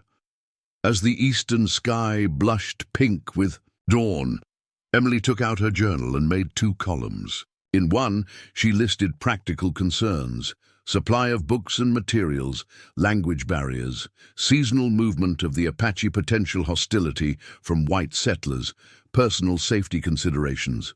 In the other column, she noted potential benefits: meaningful use of her teaching skills, protection from the Apache in this isolated region, opportunity to make a genuine difference. Honoring Robert's respectful approach to native people's connection to community after months of solitude, the lists helped organize her thoughts, but the decision remained complex. Emily stood and walked to her small bookshelf, running her fingers along the spines of the few volumes she'd brought west. Her eyes fell on Emerson's essays, and she pulled the book down, opening to a passage Robert had often quoted: "Do not go where the path may lead, go instead where there is no path and leave a trail." The familiar words resonated differently now. Her brother had lived by this philosophy, choosing a path of respect and fair dealing when most settlers viewed the Apache only as obstacles to be removed. If she accepted Nietzsche's proposal, she would indeed be stepping off the established path into uncharted territory. As the sun cleared the horizon, Jasper scratched at the door, eager for his morning routine. Emily let him out, breathing deeply of the clear morning air as she followed the dog into the yard. The storm's aftermath was still evident in debris scattered across her property, but new growth had already begun pushing through the mud, nature's resilience providing its own silent counsel. She was gathering eggs from her small henhouse when movement at the forest edge caught her attention. Tatazi emerged from the trees, walking with purpose toward the cabin. The boy carried himself with the dignified bearing that seemed characteristic of his people, but Emily detected an undercurrent of excitement in his expression. "Good morning," she called, setting down her basket of eggs. "Morning, Emily," Tatazi responded in careful English. "My father sent me. Nantai is better today. We prepare to leave soon." The news that the Apache would depart today confirmed what she had already sensed. The time for decision had arrived. "Is your father expecting my answer to his proposal?" Tatazi nodded solemnly. "He says decision is yours. No pressure." Despite the disclaimer, the boy's hopeful expression revealed his own feelings on the matter. "Would you like some breakfast before we go to your camp?" Emily offered, noticing how thin the child looked in the morning light. A flash of hunger crossed Tatazi's face before he composed himself. "Yes, thank you." Inside the cabin, Emily prepared a substantial meal of cornbread, eggs, and the last of her preserved venison. She watched with hidden amusement as Tatazi struggled to maintain formal dignity while clearly wanting to devour the food. Despite his mature bearing, he was still a growing boy with a healthy appetite. As they ate, Emily asked questions designed to fill gaps in her understanding of what Nietzsche's proposal would entail. "How many children would I be teaching?" Tatazi considered while chewing. "Maybe 12, 15, different ages. Do any speak English already? Some understand little, few words." He pointed to himself proudly. "I learn fastest. And where would I live during teaching times?" The boy described a small dwelling the tribe would construct near the teaching house. Simple but comfortable, with provisions for winter if necessary. They would ensure her cabin remained protected during her absences, and she could return whenever needed. "Would I be free to come and go as I choose?" This question was crucial. Emily needed to know if accepting meant surrendering her independence. Tatazi nodded vigorously. "My father says teacher must have freedom, no prison, no cage." He used his hands to mimic opening a door. "Come, go, your choice always." His answer reassured her on a critical point. This arrangement would be a partnership, not capitulation or captivity, as some in Cooper's Station might assume. "One more question," Emily said as they finished eating. "Why does your father think the children need to learn these things? Many Apache leaders resist white education." Tatazi grew thoughtful, searching for words to express complex ideas. "My father sees future changing. Says Apache must keep old wisdom but learn new knowledge too." He tapped his chest. "Keep Apache heart, add white man's tools for mind." The boy's explanation, despite his limited English, captured a sophisticated strategy for cultural survival. Adaptation without assimilation. It was a nuanced approach that contradicted everything Emily had read about uncivilized hostiles in territorial newspapers. As they cleared the breakfast dishes, Emily realized her decision had crystallized sometime during their conversation. The practical concerns remained valid, but they were overshadowed by the potential good that might come from this unusual arrangement, and by her own desire for purpose beyond mere survival. "I'm ready to speak with your father now," she told Tatazi, who failed to completely hide his pleased expression. Emily gathered a few items she wanted to bring: her teaching journal, a primer she had used in Philadelphia, and Nantai's drawing of her between two worlds. These would help communicate her thoughts where words might fail across the language barrier. The walk to the Apache camp seemed shorter in daylight. Emily noticed details she had missed in the previous evening's journey, signs of careful observation in how the path had been selected, evidence of scouts positioned to watch approaches to the camp, the practical consideration given to water access and defensibility. These people lived with constant awareness of potential threats, yet had created a functioning community within those constraints. The camp was already being prepared for departure when they arrived. Brush shelters were being dismantled, belongings packed onto horses, cooking areas cleaned with remarkable efficiency. Yet despite this activity, Emily sensed that her arrival had been anticipated. Nietzsche, Daklugi, and Nachis waited near the remains of the central fire. A space of calm deliberation amid the preparations for travel. Emily approached with the formal bearing she had observed in their interactions, stopping at a respectful distance before Nietzsche gestured for her to join them. Tatazi took his position. As translator, his young face serious with the responsibility. "My son says you have considered our proposal," Nietzsche began through Tatazi's translation. "Have you reached a decision?" Emily nodded, looking directly at the chief. "I have. But first, I would like to ask, why did you not make this offer to the teacher at Cooper's Station? Mr. Sullivan has a proper school building and government support." When Tatazi translated this question, Daklugi made a dismissive noise and spoke rapidly. The boy translated with careful attention to the elder's tone. "Grandfather says Sullivan teaches only to erase, makes Apache children ashamed of their names. Their language, their ancestors, calls our ways devil worship and savage superstition." Nietzsche added something, which Tatazi translated more diplomatically. "My father says a teacher who begins by destroying what is already good cannot build anything worth having." Emily nodded her understanding. She had heard Sullivan's boasts at community gatherings in Cooper's Station, his pride in beating the Indian out of them and teaching proper Christian civilization. His approach had always disturbed her, though she had kept her opinions private in a community where such views were the norm. "I agree with your assessment of Mr. Sullivan's methods," she said carefully. "Education should add to a child's knowledge, not subtract from their identity." This statement earned approving nods from all three Apache adults. Emily continued, her decision now firm in her mind. "I have considered your proposal carefully. Teaching has always been my calling, though I stepped away from it after my brother's death." She paused, gathering her thoughts. "What you suggest would be difficult and without precedent as far as I know. There would be risks for all of us." Nietzsche nodded, acknowledging this reality without comment. "But I believe the potential benefits outweigh those risks," Emily continued.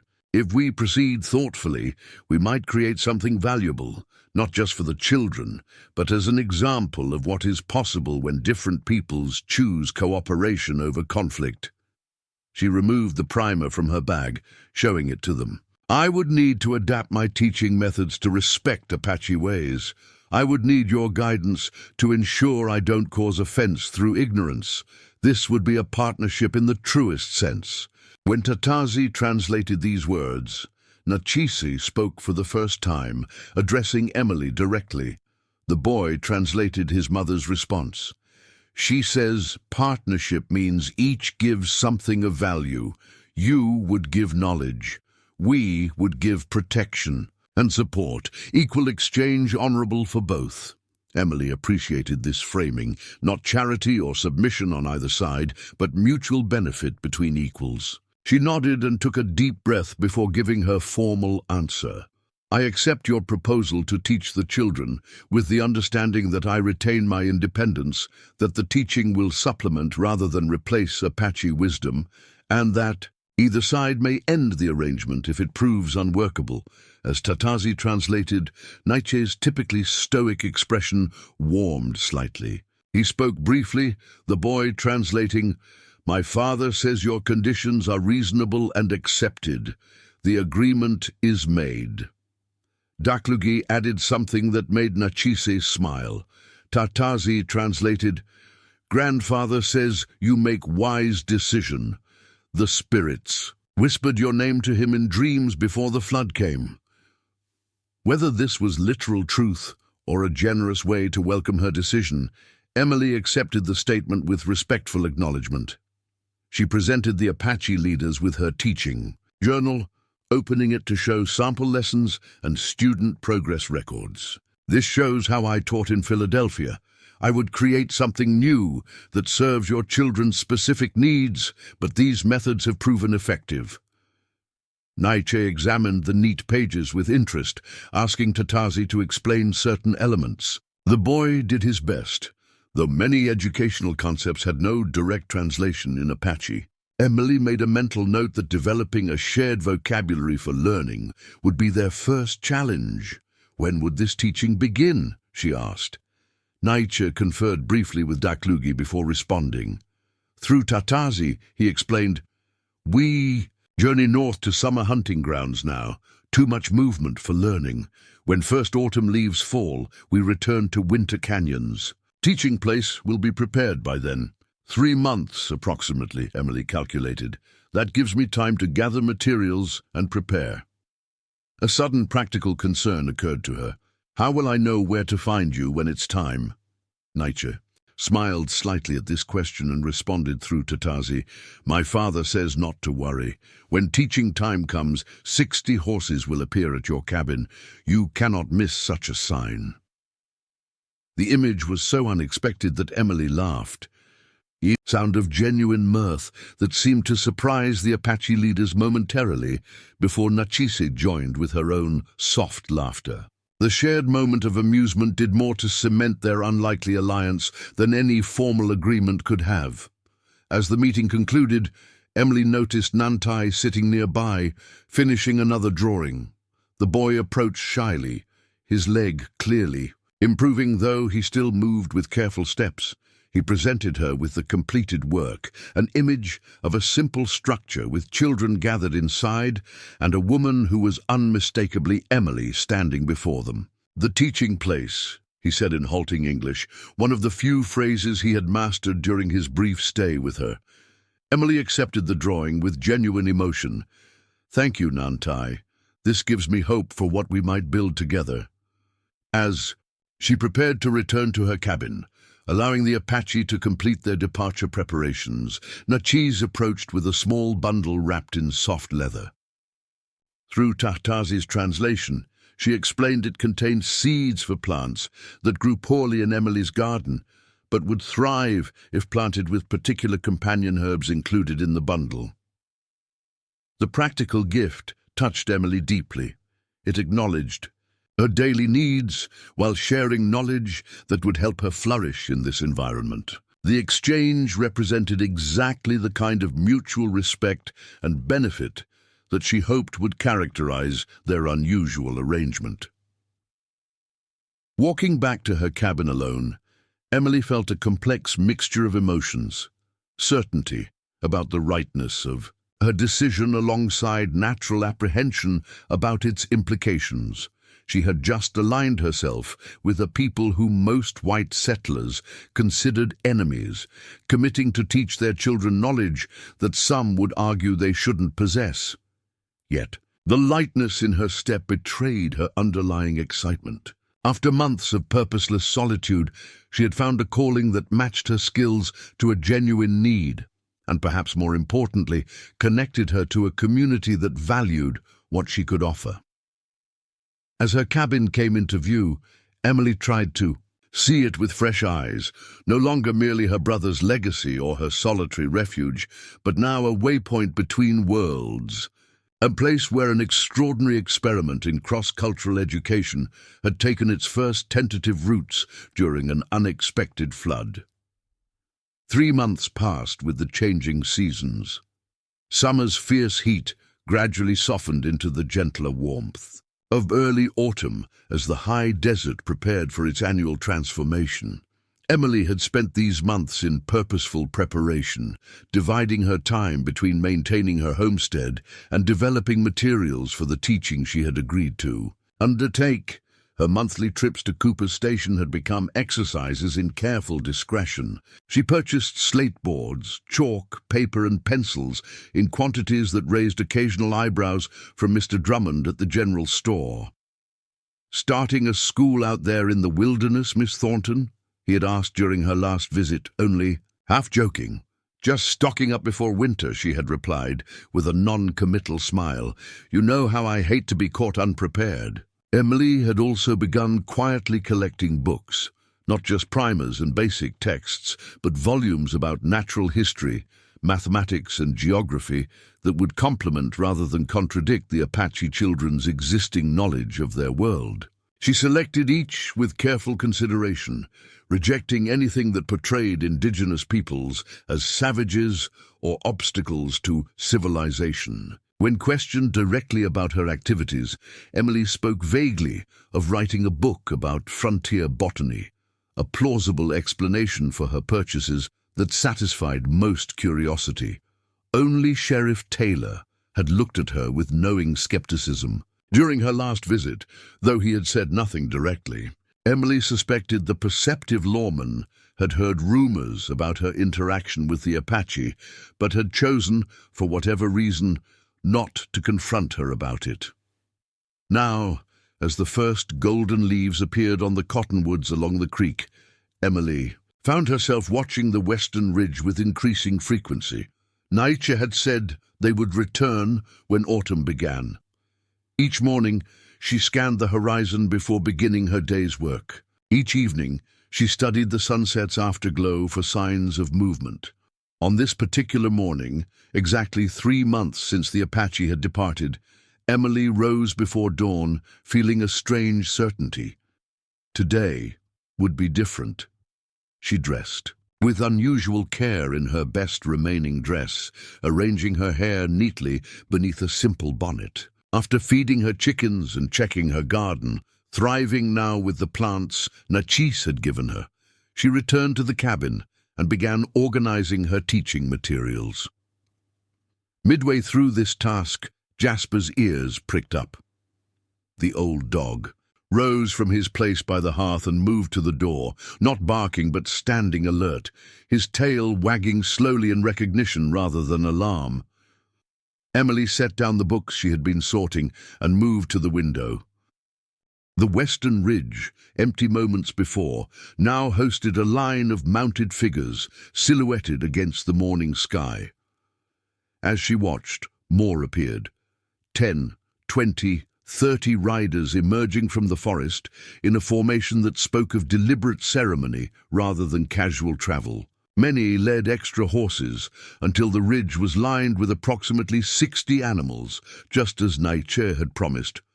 Emily stepped onto her porch, heart racing with a mixture of excitement and apprehension. The lead rider raised his hand in greeting, then began the descent toward her cabin. Even at a distance, she recognized Chief Nietzsche's distinctive bearing.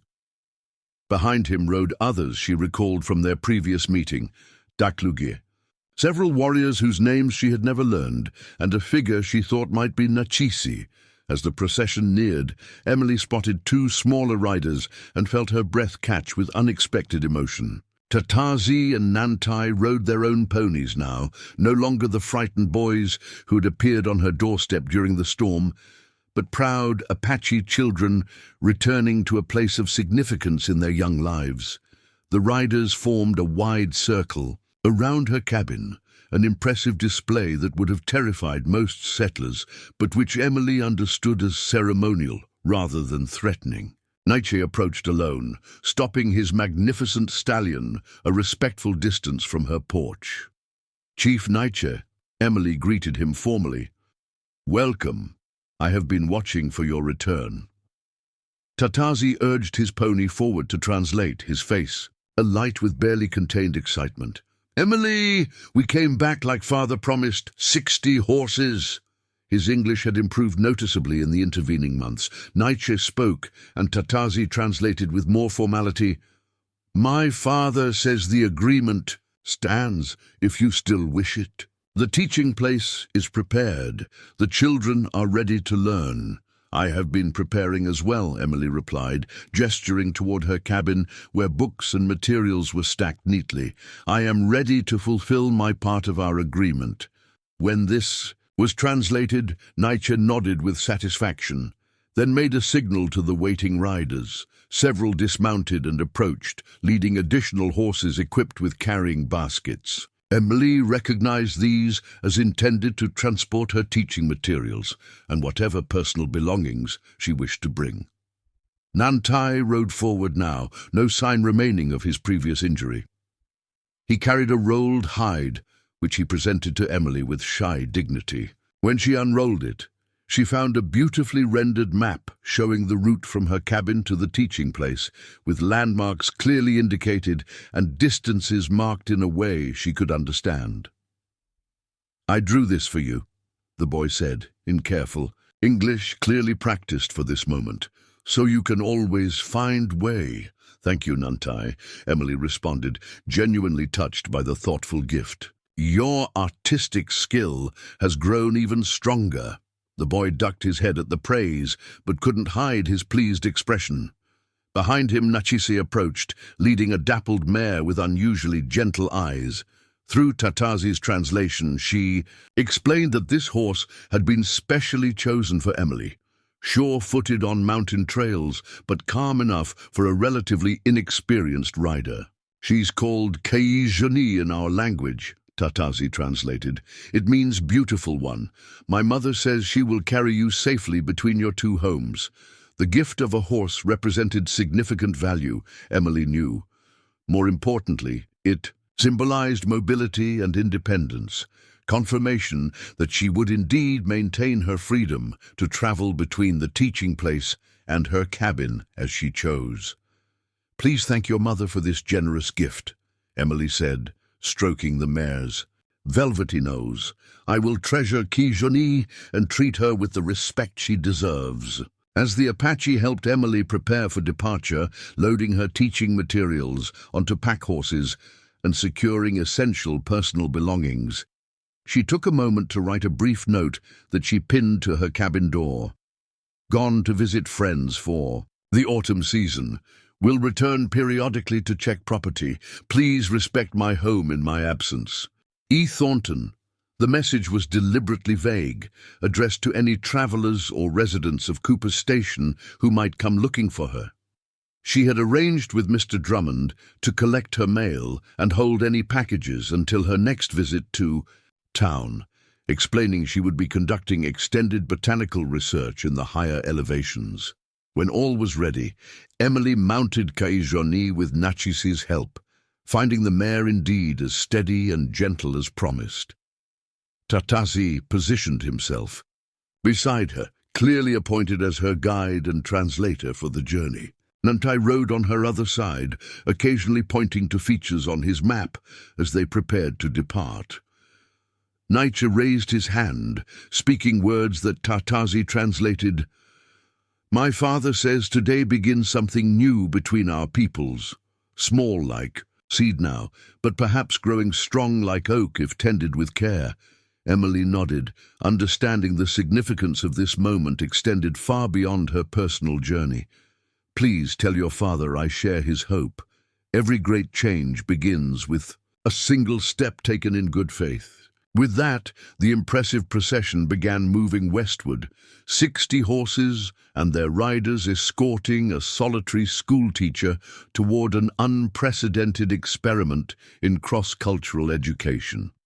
From her position near the middle of the group, Emily caught occasional glimpses of the children who would become her students, ranging in age from perhaps 5 to 14 years. They watched her with undisguised curiosity, some shy, others boldly making eye contact before looking away. The journey took them through landscapes of breathtaking beauty, high desert plateaus giving way to pine forests, dramatic rock formations, and hidden valleys untouched by white settlement. Emily realized these were routes deliberately avoided by settlers, sacred Apache pathways maintained through generations of traditional knowledge. By late afternoon, they descended into a sheltered valley unlike any Emily had seen before. A clear stream meandered through meadows ringed by protective cliffs, with multiple small waterfalls creating natural music. Ancient cottonwoods provided shade, their leaves just beginning to turn golden. The location offered natural protection from both weather and unwelcome visitors, yet remained accessible by several hidden trails. Near the center of the valley stood a structure that made Emily catch her breath. The teaching place from Nantai's drawing, brought to life with remarkable fidelity. The building combined traditional Apache construction techniques with elements clearly inspired by Western schoolhouses. Large windows provided natural light, while the orientation captured prevailing breezes. A covered porch wrapped around the structure, offering outdoor teaching space during favorable weather.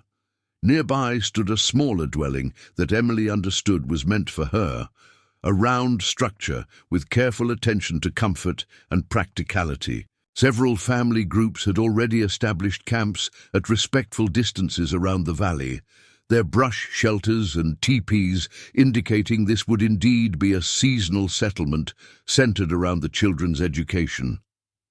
As they approached the teaching place, Nietzsche called a halt. The entire procession formed a circle around the building, creating a ceremonial space.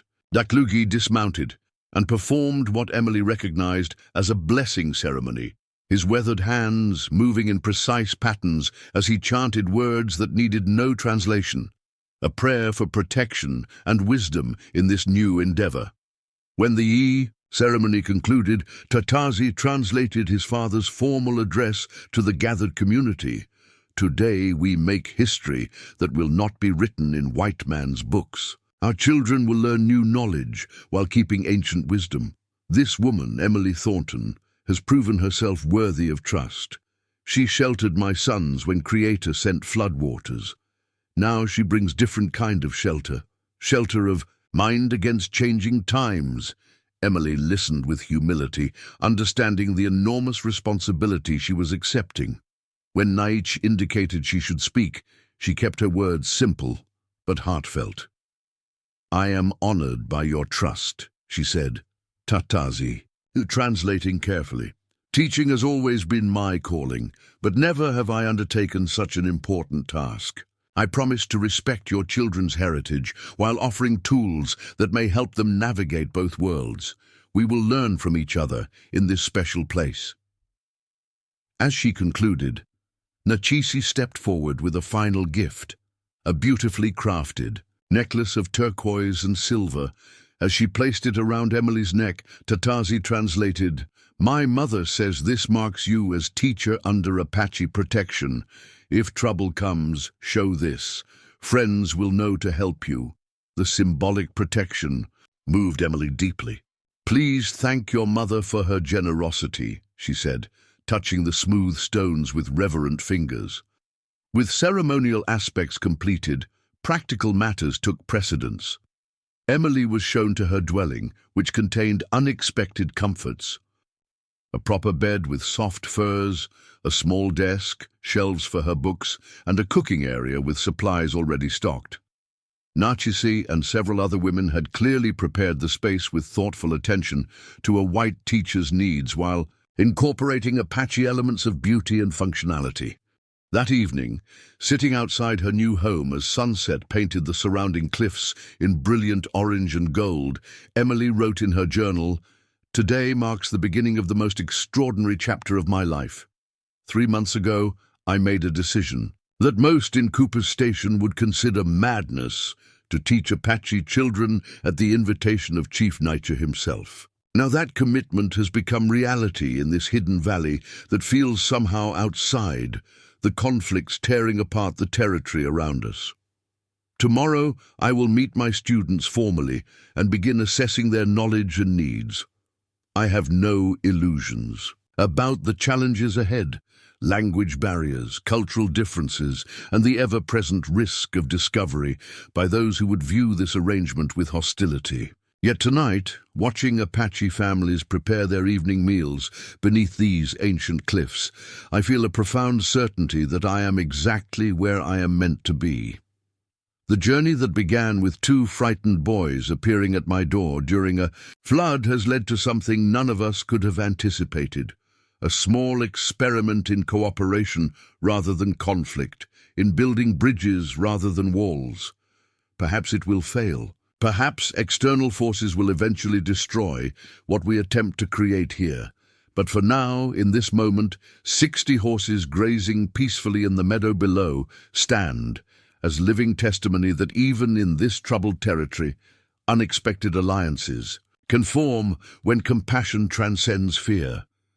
Emily closed her journal as Tatazi approached, carrying a simple wooden object. "For you," he said, presenting her with what she recognized as a teacher's bell, clearly crafted by Apache hands, but modeled after those used in Eastern schoolhouses.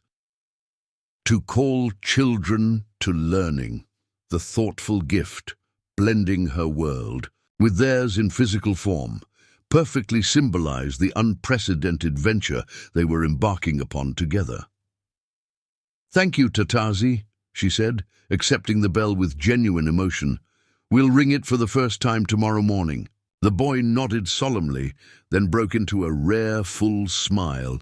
"Tomorrow we learn, together." As darkness fell over the hidden valley, Emily looked up at stars that seemed brighter than any she had seen before. The same stars shone over Cooper's Station, over distant Philadelphia, over Apache ancestral lands, constant witnesses to human struggles and occasional moments of transcendent connection. Whatever challenges lay ahead, Emily knew she would face them with renewed purpose and the surprising strength that comes from finding one's true calling in the most unexpected of circumstances. What had begun with an act of simple humanity during a flood had blossomed into something with potential to change lives on both sides of a bitter cultural divide.